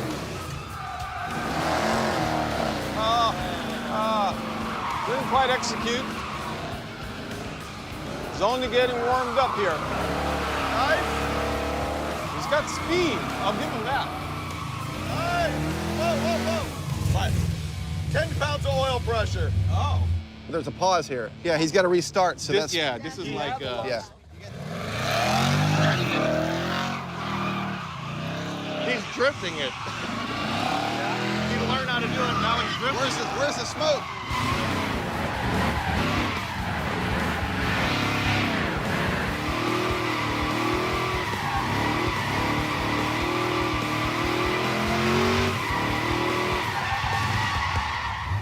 Sorry, I really don't want to blow up the engine. It had no oil pressure. Oh, I'm glad you're watching. Yeah. Weak. No smoke at all. Yeah, that was. What? They're gonna come bring the crusher, but they're gonna say, hey, we need to take the crusher. This car is too much valuable. We don't want to blow the quarter panel. That was awesome. Yeah. For a while. You know what was freaking me out? I actually made him stop. It's all on me. We were 10 PSI when he was doing those I donuts. said that. You came around, I was like, excuse me, have you seen my oil pressure? Exactly. I think it's possible it has such a bad pan, it's just a stock Mopar pan, that even with the AccuSump, It's way out of the way. I use the AccuSump, and then it drops down. And then you know what happens at your motor if you do that? Yes, I do. Knock, Whoa. knock. Boom. Knock, knock. Oh, Who's there? Mike Cotten. Cotten. All right, we're going to try the Crusher Impala now, and hopefully it doesn't do the same thing.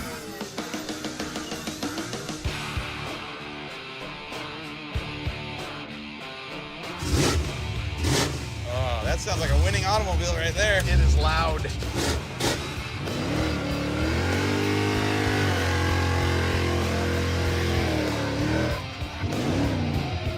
Oh man, that's a lot of body roll.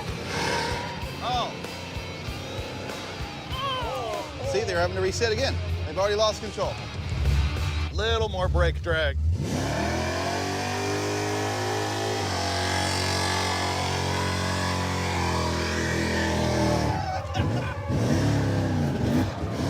Making more noise than smoke.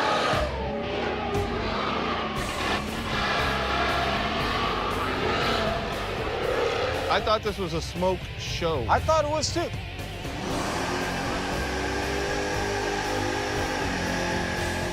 That's a lot better.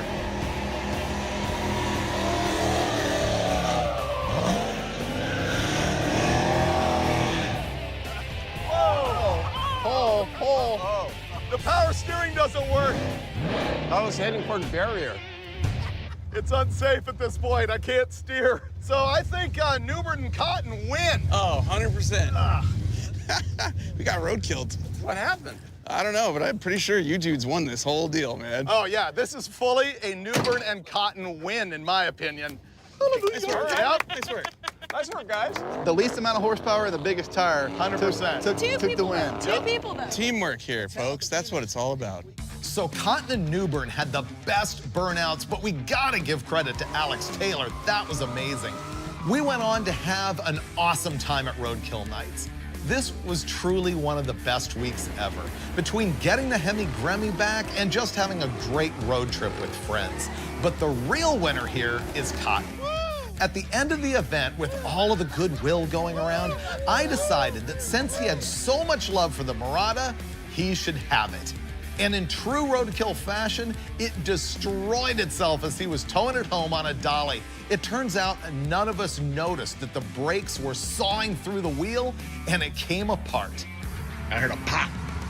You know what a pop means? It ain't good. That is the axle on the outside of the freaking rotor. It sheared everything off, so I've been roadkilled. Luckily, no one was hurt.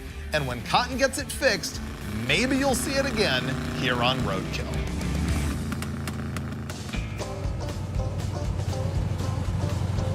There's a fireworks store. I guarantee Director Brad is about to call and say, can we stop there?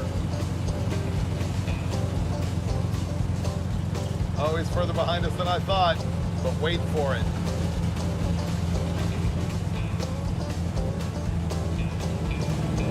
Hey, fireworks store, can we stop, guys? Told ya!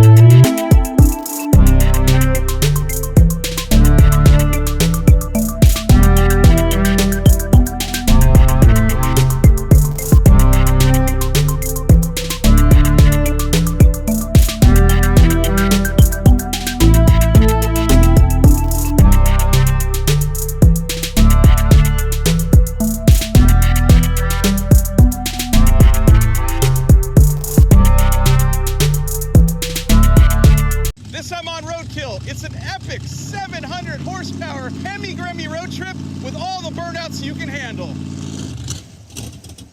Just wait longer. It'll get better, I promise.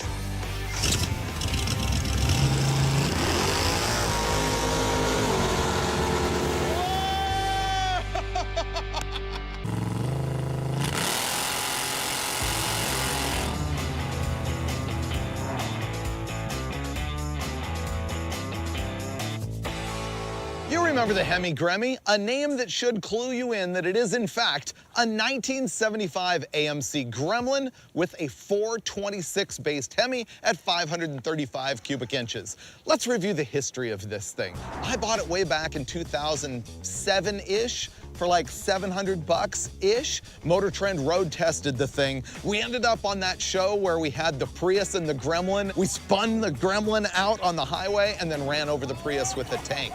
After that is when we sort of started hopping it up.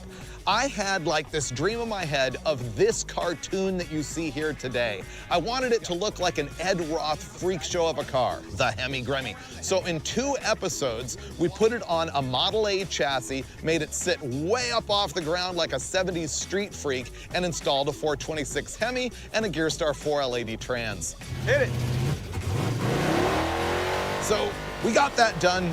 Tried to drive it in another episode, broke a rocker arm, ended up driving Finnegan's off-road truck anyway, and after that, it was out of my mind and in storage. Then, the craziest thing that's ever happened to me on Roadkill went down. We stole his car from California without telling him, had my Hemi rebuilt out of Blasphemi, and we're gonna put my Hemi in his car, show up to Roadkill Nights on Friday, and surprise him. He has no idea we're coming. I can't wait, dude. Finnegan and the entire crew snuck around, built a brand new 700 horsepower Hemi, installed it for me, and surprised me with it at our Roadkill Nights event. And I didn't see any of that coming. So what we're gonna do now is actually road trip this thing. So Mike. Dave. Before we try and drive this thing from Michigan to St. Louis, I have a point to make, which is, the last time we broke this, you ended up buying a Pro 2 truck and a new Hemi. So. God, I forgot all about that. Yeah, this could get expensive for you. I'm out of money. I feel confident in this. This whole package just says, drive that way. You'll be fine. I'm good too. Yeah. I mean, you and Newbern put it together last time, so it's gonna be good. Yeah, as long as we make it. That's all that really matters. What could stop us? Rain. It's raining now. I feel like we need something here. Do these work? No. First stop ought to be a hardware store hood scoop for this thing right I here. think so too, because when these paper filters get wet, they clog up. They like swell and they don't flow any air, and those are probably too small for this engine anyway. Buy some sheet metal, make a scoop that can point either backwards or forwards at our discretion. Yeah. I want to make some miles though. Okay. How many times will I forget to turn on the electric water pump? I won't let you. Yeah. I like the motor. Let's go adventure.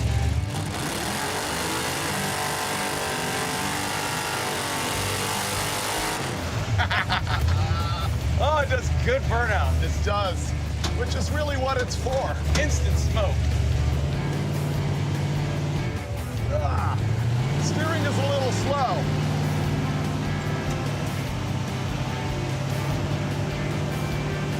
It's hard to go straight.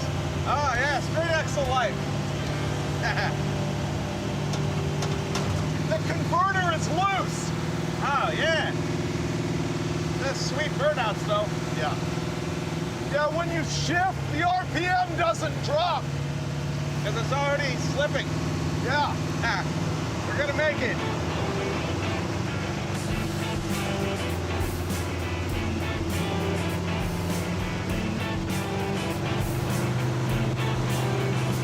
Doesn't it feel shaky? Yeah. I don't think the rear tires are round anymore. Okay, so you're gonna go left and then it's on the right. 15 miles later, it's gonna rain, I'm convinced. Now, I don't want to like ruin these air filters and more importantly, suck a bunch of water in. So we did go to the home improvement store and located these. We got long all thread to hold these with. And we have nothing to cut this with. I'm okay with that. That's all we can do. All right. We'll use the strap to link them together to sturdy it all up. Yep. We just need a hole right here.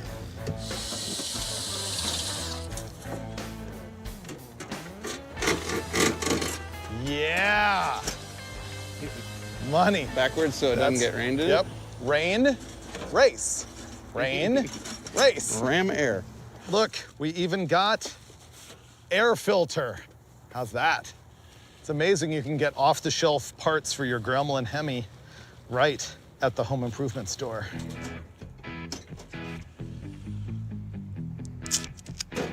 This is gonna be the new thing going forward. Everyone's gonna be like... Or going backward. Seems legit. Look at that. Nothing can go wrong. See the wings to direct? Yeah. This just breaks the thermal barrier as you're going fast. On race?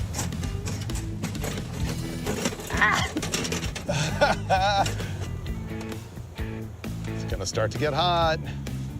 Getting close. Go, go, go, go. Okay, I'm just gonna loop it back around. There you go. Perfect. Yeah. And there we go. It flows, dude. It definitely flows. You know, we could have cut the front one a little bit. Yeah. Match the angle. Offset it. Yeah. It really gives you an angle on the motor. I like it. I kind of like it. Yeah. I don't know if you noticed, but the sun just came out. Yeah, that's all right. We just made art. It's so tall, dude. The top of the stud is above the windshield. And it didn't hurt the vision at all. Nah.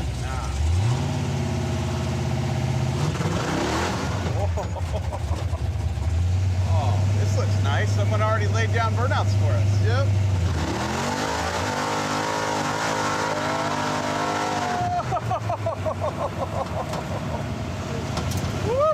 It is good at what it does. Oh, it is.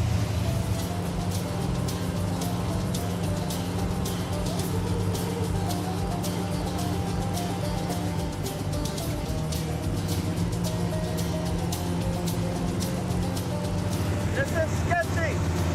This is actually raining. Yeah. The scoop works. Yeah. That's working really good. The hood scoop's working, and it's only 17 miles to the hotel. We're already ahead, though. I mean, we're in a different state. Oh, yeah. We're in Indiana now. Everything's better in Indiana. You want to go slower? Yeah, I mean... 55, stay alive. There you go, it rhymes.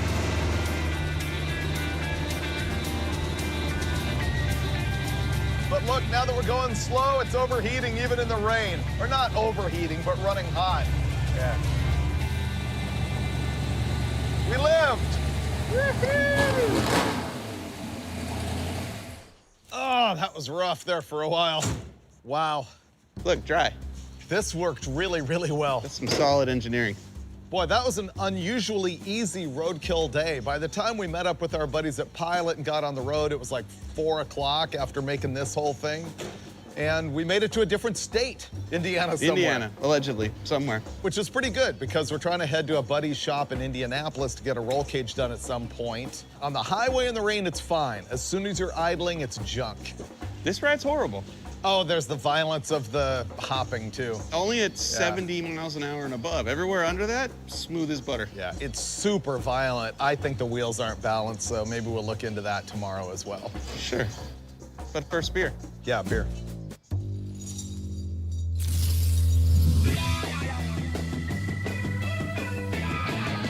It's morning, so we wrench.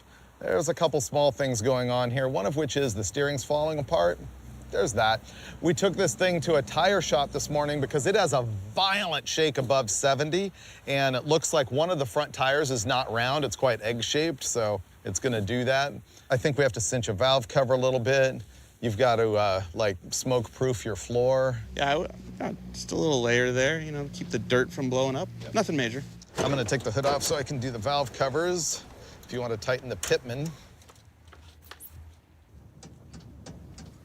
Yep.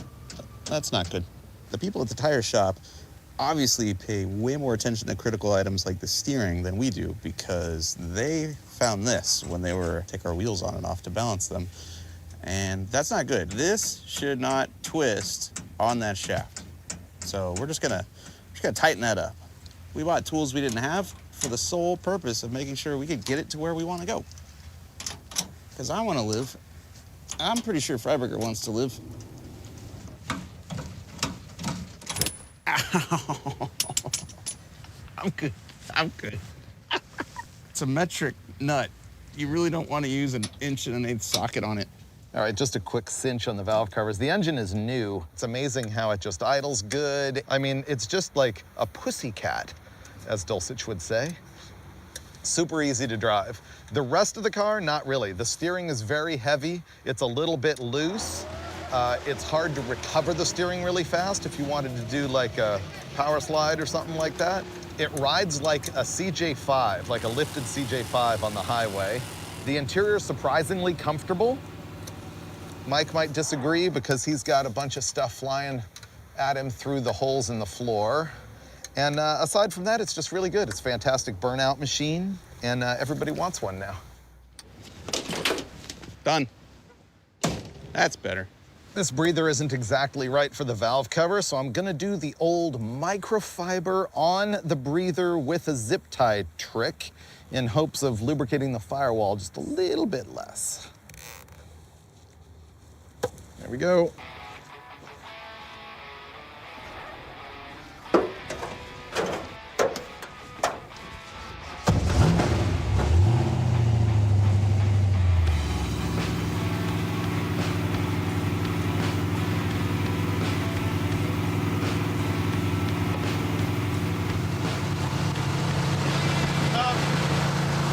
That's bad.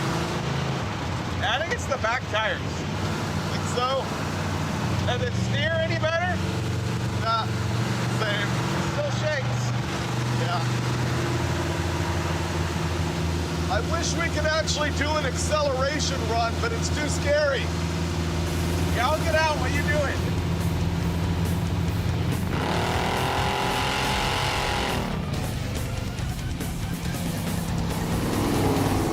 Do you know where we are? Muncie, Indiana. No, you know specifically where we are. On the college campus where the band is practicing over there. Uh-huh. Yeah, we got problems. No, this is not a problem at all. We have a soundtrack for a fan installation. This is awesome.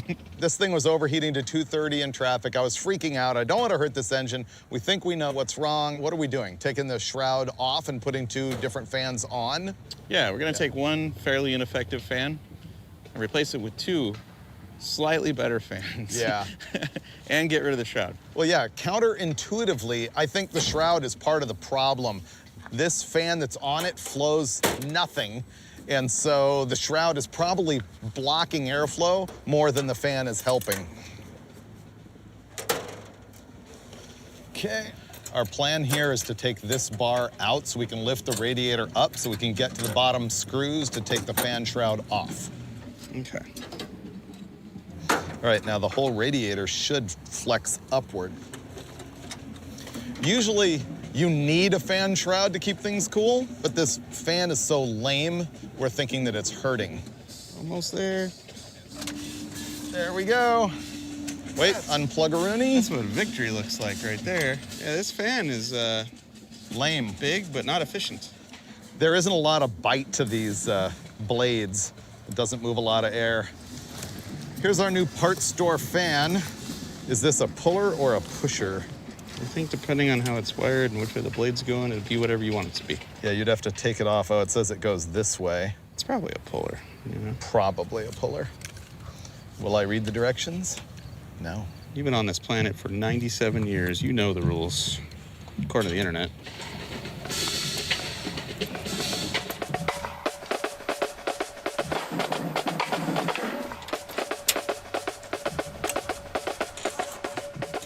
Fan number 2. The fate of our $30,000 Hemi rests upon 3 wires twisted together with no electrical tape, no butt connector, nothing. Oh, it's great. And the irony that wire is resting on a $600 electric pump. The electric water pump's actually really cool because you can run the fans and the water pump when the engine's shut off, and so it's circulating the water and cooling it off, so you can chill the thing down, you know, when you're parked. Boom. Let me zip this on there before we try it. And... Oh, dude, that's so much better. Is it? Way better. Oh! You might actually have cooling. Well, it's at least a lot more surface area. Yeah, I like it. All right, we're gonna go sit in traffic and see if this thing still overheats. I love that. After the questionable cooling system mod, you're like, hey, why don't you drive in case it melts down? So it's your fault.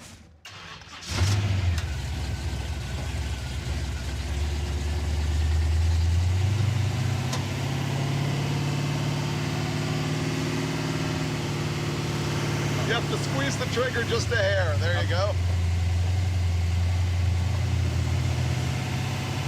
I think our cooling is way better. Hi.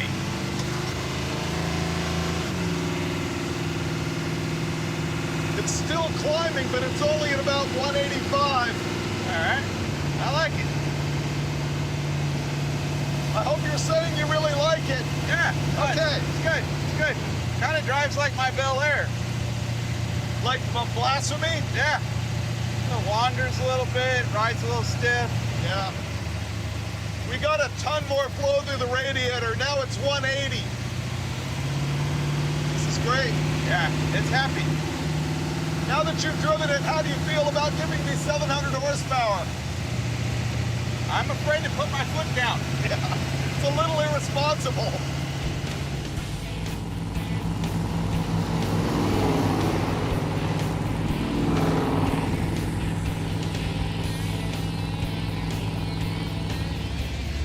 All right, how hot will it get? We're already at 203. Okay. 205. 210. It might not be as great as we thought it was. Yeah, our new cooling fans didn't do that much. We spoke too soon on the fix that we did with the fans. It doesn't work. Honestly, it drives cooler on the freeway when we got a lot of airflow, but sitting in traffic, it just goes to 230 immediately. So we're gonna go to the tried and true, taking the hood off to see if that makes any difference. And we don't have any ratchet straps or anything with us, so this is going in the back of the video van. See, I think this is gonna work. I'll tell you why, right? When this is sucking air, it's only sucking air from out here, not from in here. Then you got the headers heating up everything under the hood. The hood is on fire when you touch it. So I think we take the hood off, most of our problems go away. It can't be worse.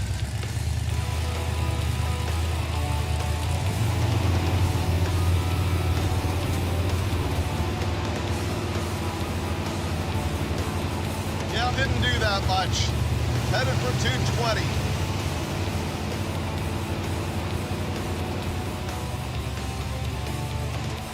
Yeah, pukes at 230. We have found the magic number. It is 230. Woo! I'm gonna back up just a little bit.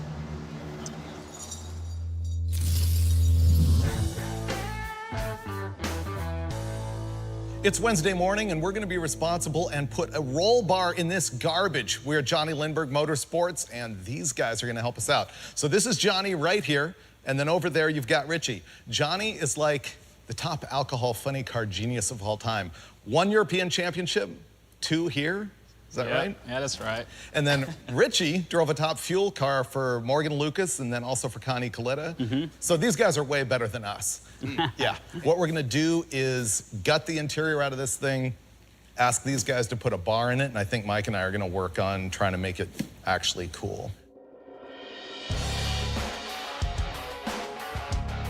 I guess one thing I should clarify here is we have 0 plans to actually drag race this car, because terrifying and because of that shake at 70 miles an hour that we haven't fixed. What this roll bar is for is not to be NHRA legal or anything. It's honestly, so if I flip this thing over doing donuts because it's so tall that it doesn't kill me. Yeah. Which is why I came to, like, you know, the super pro guys to get it done. Hey, we lost our carb studs, but we have one here we can just cut. Yeah, we can cut these down. All right, I'm gonna start clearing out the interior.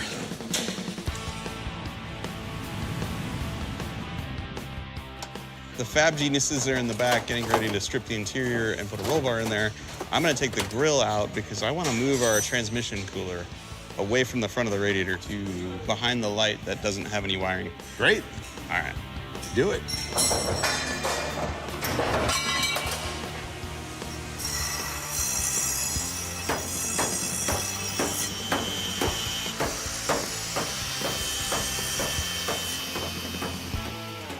That is a rad angle finder.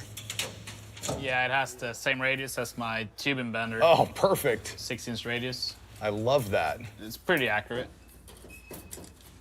We took our measurements. We kind of did a total length of the tubing we need for the main hoop, so 10 feet. And now we're gonna go ahead and cut it to that length, and then we're gonna mark where to start the bends and bend it up.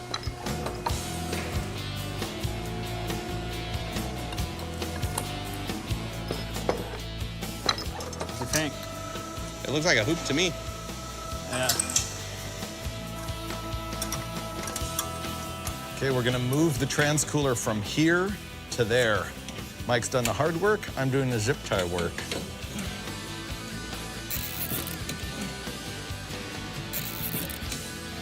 Richie and I have been bench racing where to put the down bars off the main hoop, and we were gonna put them there till we decided that would be ugly, yeah? Yeah, I think so. Gonna be too close together, and so I made him make that plate for out there, which also happens to be on the little subframe thing on the sheet metal body. It's not full race, but it'll be good enough. Better than nothing, right? Should be pretty good now.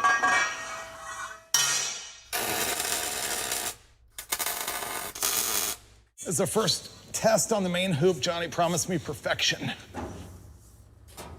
I should have cut it a Half inch shorter. Yeah, okay, ½ inch.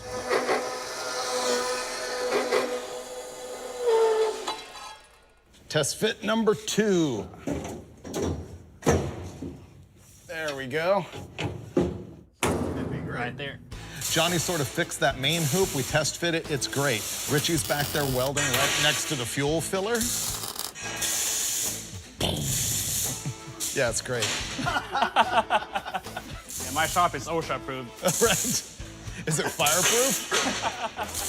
I'm about to fix the cooling system. I'm convinced this is the answer. See, these fans that we have on here just came from the parts store. They're like super cheap Chinese stuff. They're rated at 670 CFM each. This Spall fan here with the killer motor on it is rated at 1,460 each. So if I can fit 2 of these on that radiator, it's gonna be the kill. And goodbye, worthless fan. Boy, this fan weighs half of what the new one does. This is incredible. Right now, Johnny's gonna build a harness bar that's gonna go between each end of the main hoop. And we don't have harnesses, but it's gonna stiffen up the hoop, and someday if he wanted shoulder harnesses, he could put them there. But the interesting thing about this, and the reason we're over here, is he's not notching it the way we normally would. There's a lot of ways to do this. You can use a hole saw and a hand drill to go right through the tubing. You can use a grinder to fish mount the end of the tubing, or you can use one of these amazing bits here in your mill to make quick work of that. I'm so jealous of the tools in your shop. Then we go to the biggest belt sander in Brownsburg.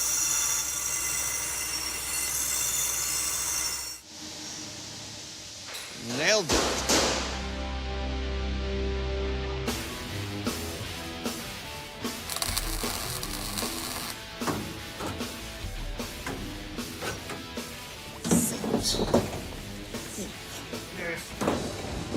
Sits right like that.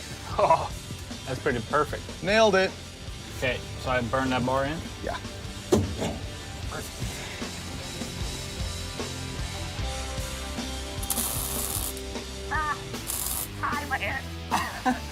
These new fans are really heavy, so I want at least one actual metal strap connection on the thing instead of those zip ties through the radiator. That's gonna be way better than letting it flop. There we go. All right, that's gonna hold it solid. I might be able to get one more in the bottom, and then I'm gonna zip tie it through this side. I'm stoked. This is gonna work.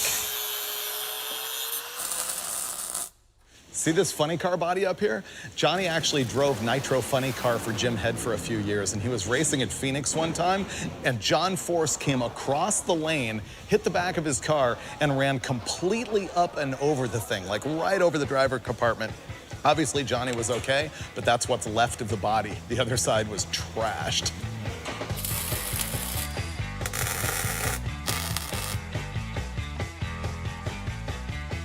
I put the fans on, Mike wire nutted them together, which is like next level for us. I'm gonna turn the switch on and I'm counting on the tornado action. Oh, it's gonna happen. Yeah. Ooh, does it sound? Oh, it's better. Is it? It's better. I can feel it blowing from here, so it's gotta be better. I can now feel it pulling air, which from the front side before, you really couldn't feel it pulling. No, you couldn't. This is better. Are they both on? I hope so. They both got wire nuts. Yeah. Wire nuts are the key. Yeah. That's fixed. Can you move the fuse and let's see if the trans fan works? Sure. I'll turn this off. We need an additional fuse so that can have its own, because now these are dead and the water pump might not be. Yeah. And now the water pump's on as well. I put all the fuses back in, so it should run. Let me turn the fans on, see if we can tell. Yeah, that's totally running. I think we can put the hood back on. Because it's sad that they built an entire roll bar in the same amount of time it took us to mount 2 electric fans.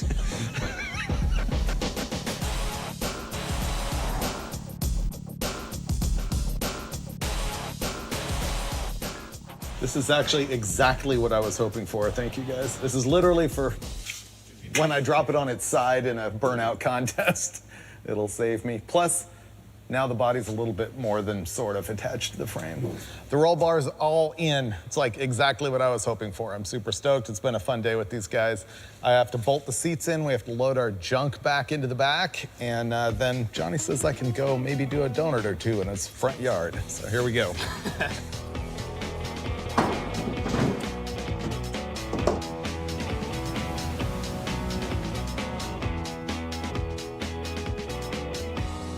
Man, this has been so fun. These guys did such an awesome job. We're gonna make them do donuts. Besides, it's your driveway. Well, hopefully it don't break. Yeah, don't break it. So you remember the shifter? Remember, put every toggle switch up. Richie, your job is to watch the oil pressure gauge. Got it. And heat. Don't overheat it. Yeah. Okay. And remember to have fun. It's got them good fans. Oh, yeah. Here comes the mayhem.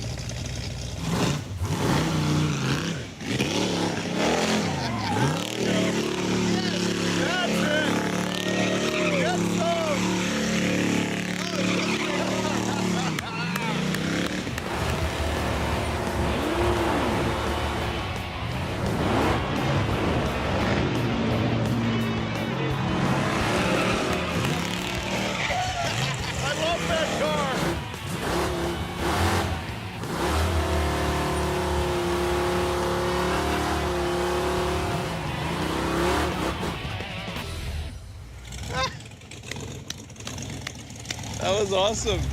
How was oil pressure? Good? Yeah, it's like 60 pounds when you're on the gas. Ah! Wrong switch. That was cool. It's awesome. The amount of freaking lateral G, like... I know! I feel like it wants to tip over too, huh? Sorry about the starter. I hit the wrong switch. We've both done it 100 times. Okay. You gotta show us how it's done now, huh? I'm gonna show you how it's done. I'm guessing it's not his first rodeo doing whips in this thing, huh?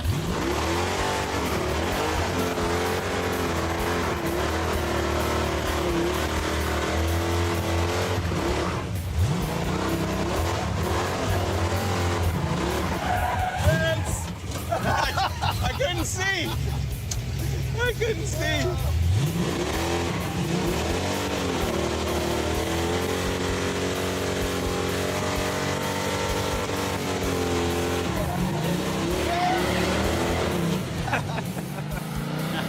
See you guys.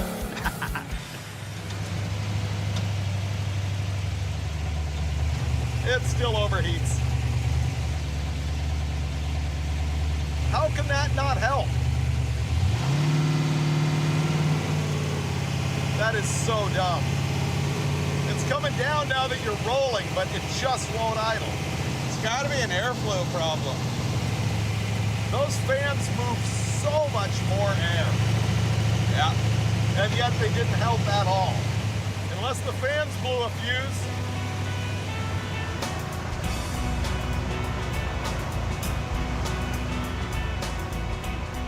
Well, that was no good. It started overheating right away when we left Johnny's place. We wired both of our electric fans to our one relay. I think they draw too many amps. Is your hood and fender blazing hot? Yep. Mine is. Toasty. Yeah, so tomorrow morning we'll fix the wiring on this thing and try once again to fix the overheating. That is the plague of this episode. And no amount of removing the hood was fixing it. Yeah, not when we have no electric fans. It's like it isn't roadkill. We got this. A little wiring, bigger fuse. Maybe just take the fuse out altogether or just stick a nail Yeah, in there. hardwire the thing. I don't care. I'd rather have an electrical fire than keep overheating the motor at this point. I like your attitude. Yes. It's at 240 right now. All right. There's still hope, but not at this moment. Yesterday when we were at Johnny's place, we were really close to the Indy drag strip, which is where the NHRA US Nationals are. But we also couldn't leave without going to Indianapolis Motor Speedway, the second banked oval track in the world and the first one in the United States. This place is incredible. It's giant. I can't even believe it. I've never been in the museum either. No, they built this place in 1909. All right, we're gonna go check it out. Whoa. Yep. Dude.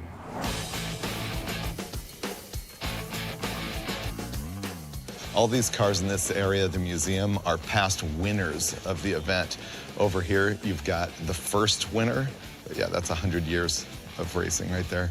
The first Indy 500 was 1911, even though the track opened in 1909. These two cars here were built by Curtis Craft, and to me, this really ties in the world of early 50s hot rodding. Curtis Craft was in Glendale, California, not that far from where Hot Rod Magazine and Motor Trend Magazine were founded. And this car that ran in 53 or 54 was the fuel injection special. He sort of created this roadster look. They pounded out the cars themselves. He also made a sports car for the street that was called a Curtis, which was like a sports car that eventually was sold by Earl Madman Muntz, who was like this crazy guy who sold stereos and TVs and everything, and also these cars. And the tie-in is that Robert E. Peterson did PR for Muntz before Peterson founded Hot Rod Magazine in 1948 and Motor Trend in 1949. And of course, Motor Trend and Hot Rod is where Roadkill came from. So basically, this is our car.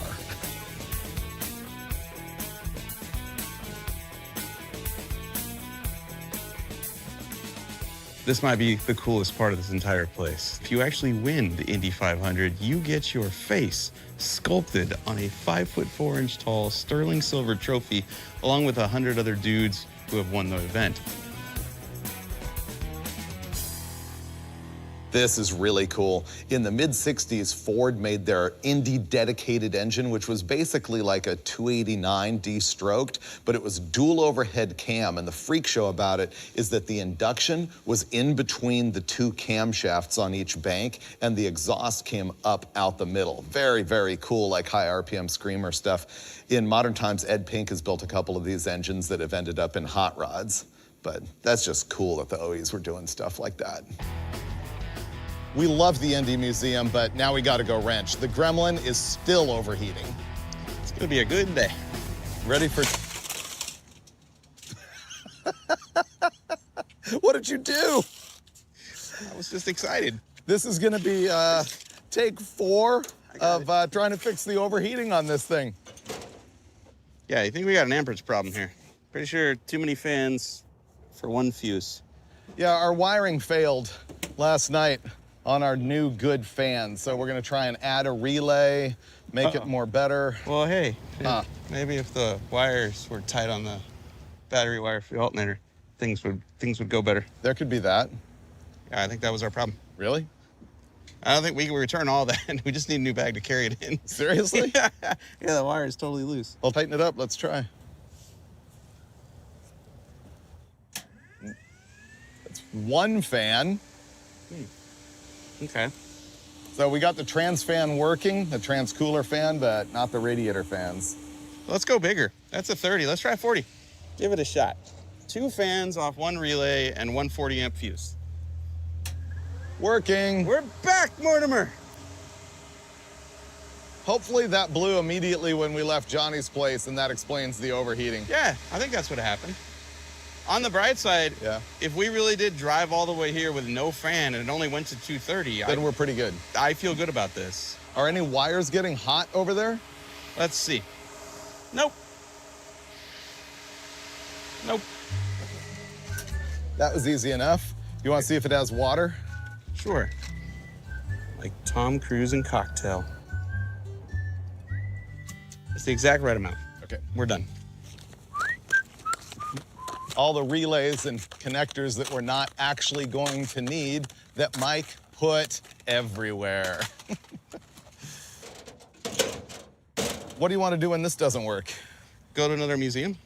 That's where the cars did work? Yeah.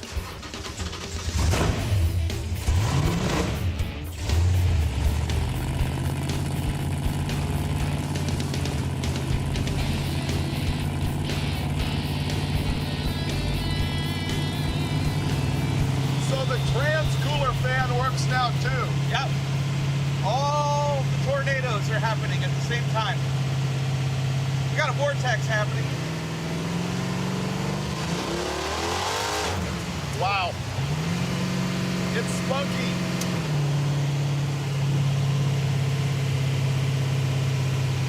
Is it me or is that temperature gauge staying at 150?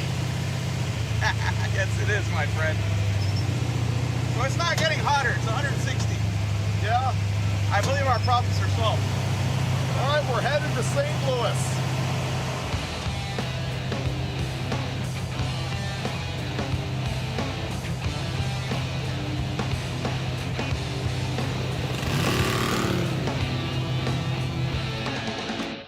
This is gonna help. This is definitely gonna help. I'm pretty sure this has been scientifically proven. I think you had the right idea on the shoulders. My bags are tearing. You're nearly there. It'll be worth it. Okay. The Gremmie itself is officially fixed as far as cooling goes, but inside, it's a torture chamber. Yeah, it turns out somebody built this car with no carpet or insulation. It's weird. I see no reason why this couldn't cool my booty inside of a Gremlin. Here we go. Oh, you're opening yours. Oh, yeah, of course. Oh, man. Oh, no. So you got to put it behind the seat. You got to make an igloo around yourself. Then when the air comes from either side, we're good. Here, let me help you out. There you go. Yeah, you're good. Oh, good looking out.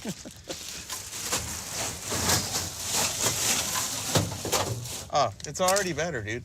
Is it? Yeah, I don't even have any airflow, and it's already better. Here, hold on. Oh, this is way better. You look like you're just sitting on a bed of a margarita. Yeah.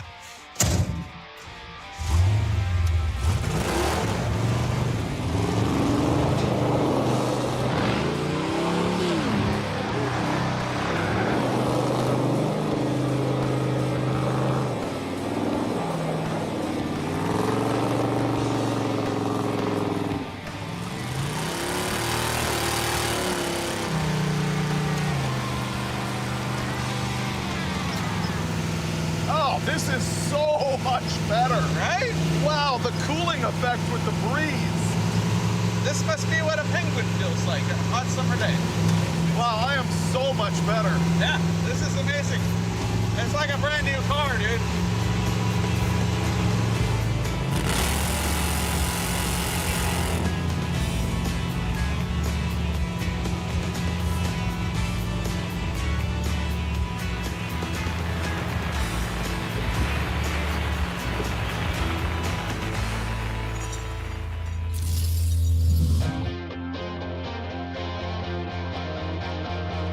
We made it. Last night we cruised past the iconic St. Louis Arch, the gateway to the West, and now we're at Worldwide Technology Raceway, which was our goal because this is the start of Drag Week where you are going to be racing and I am going to be commentating. We've also gone full circle because this is the last place that those cylinder heads dropped a valve and destroyed my second Hemi. Yeah, I was going to say this is the first time you've spent 5 days with a Hemi that's survived. Yeah, yeah. All right, burnouts. Burnouts. You're gonna ride with? No way. As long as you're not going for distance. I'm going for distance. Oh, well then I'm gonna watch you. I like the donuts. It's the high speed on the Model A chassis Gremlin Hemi thing that, yeah. Yeah, it's gonna be awesome.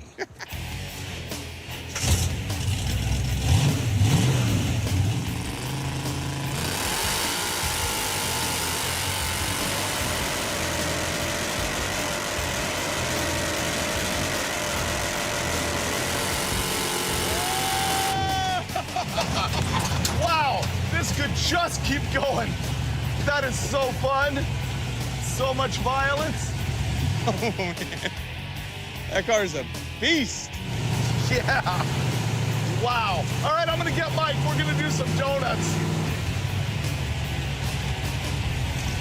That is good. That was good. It's really fun. Here, I'll get in. Okay.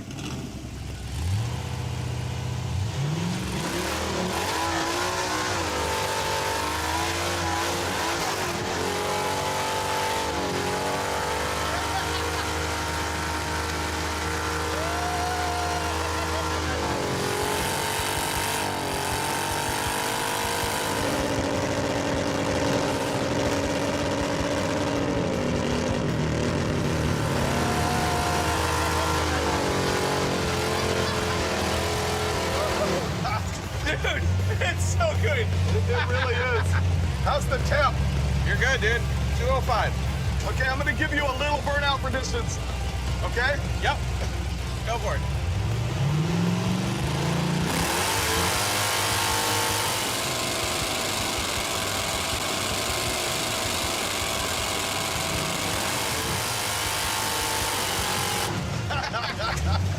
It just lights them. Dude, this thing is a beast. Yep.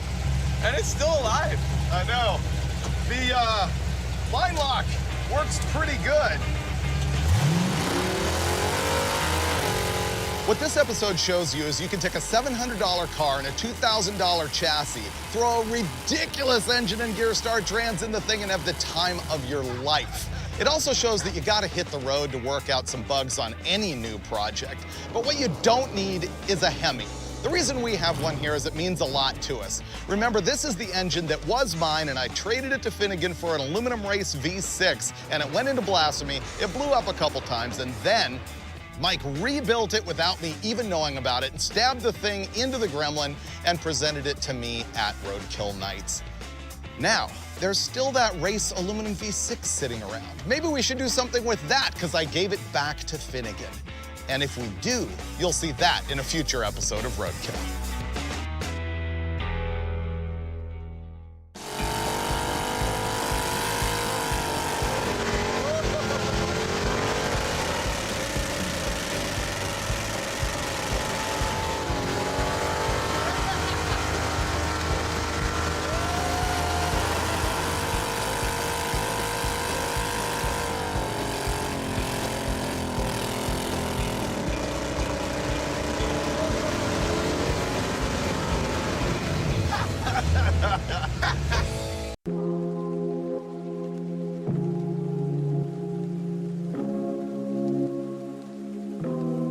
I can't believe we finally alone. I can't believe I almost went home. What are the chances? Everyone's dancing and he's not with you. The universe must have divided.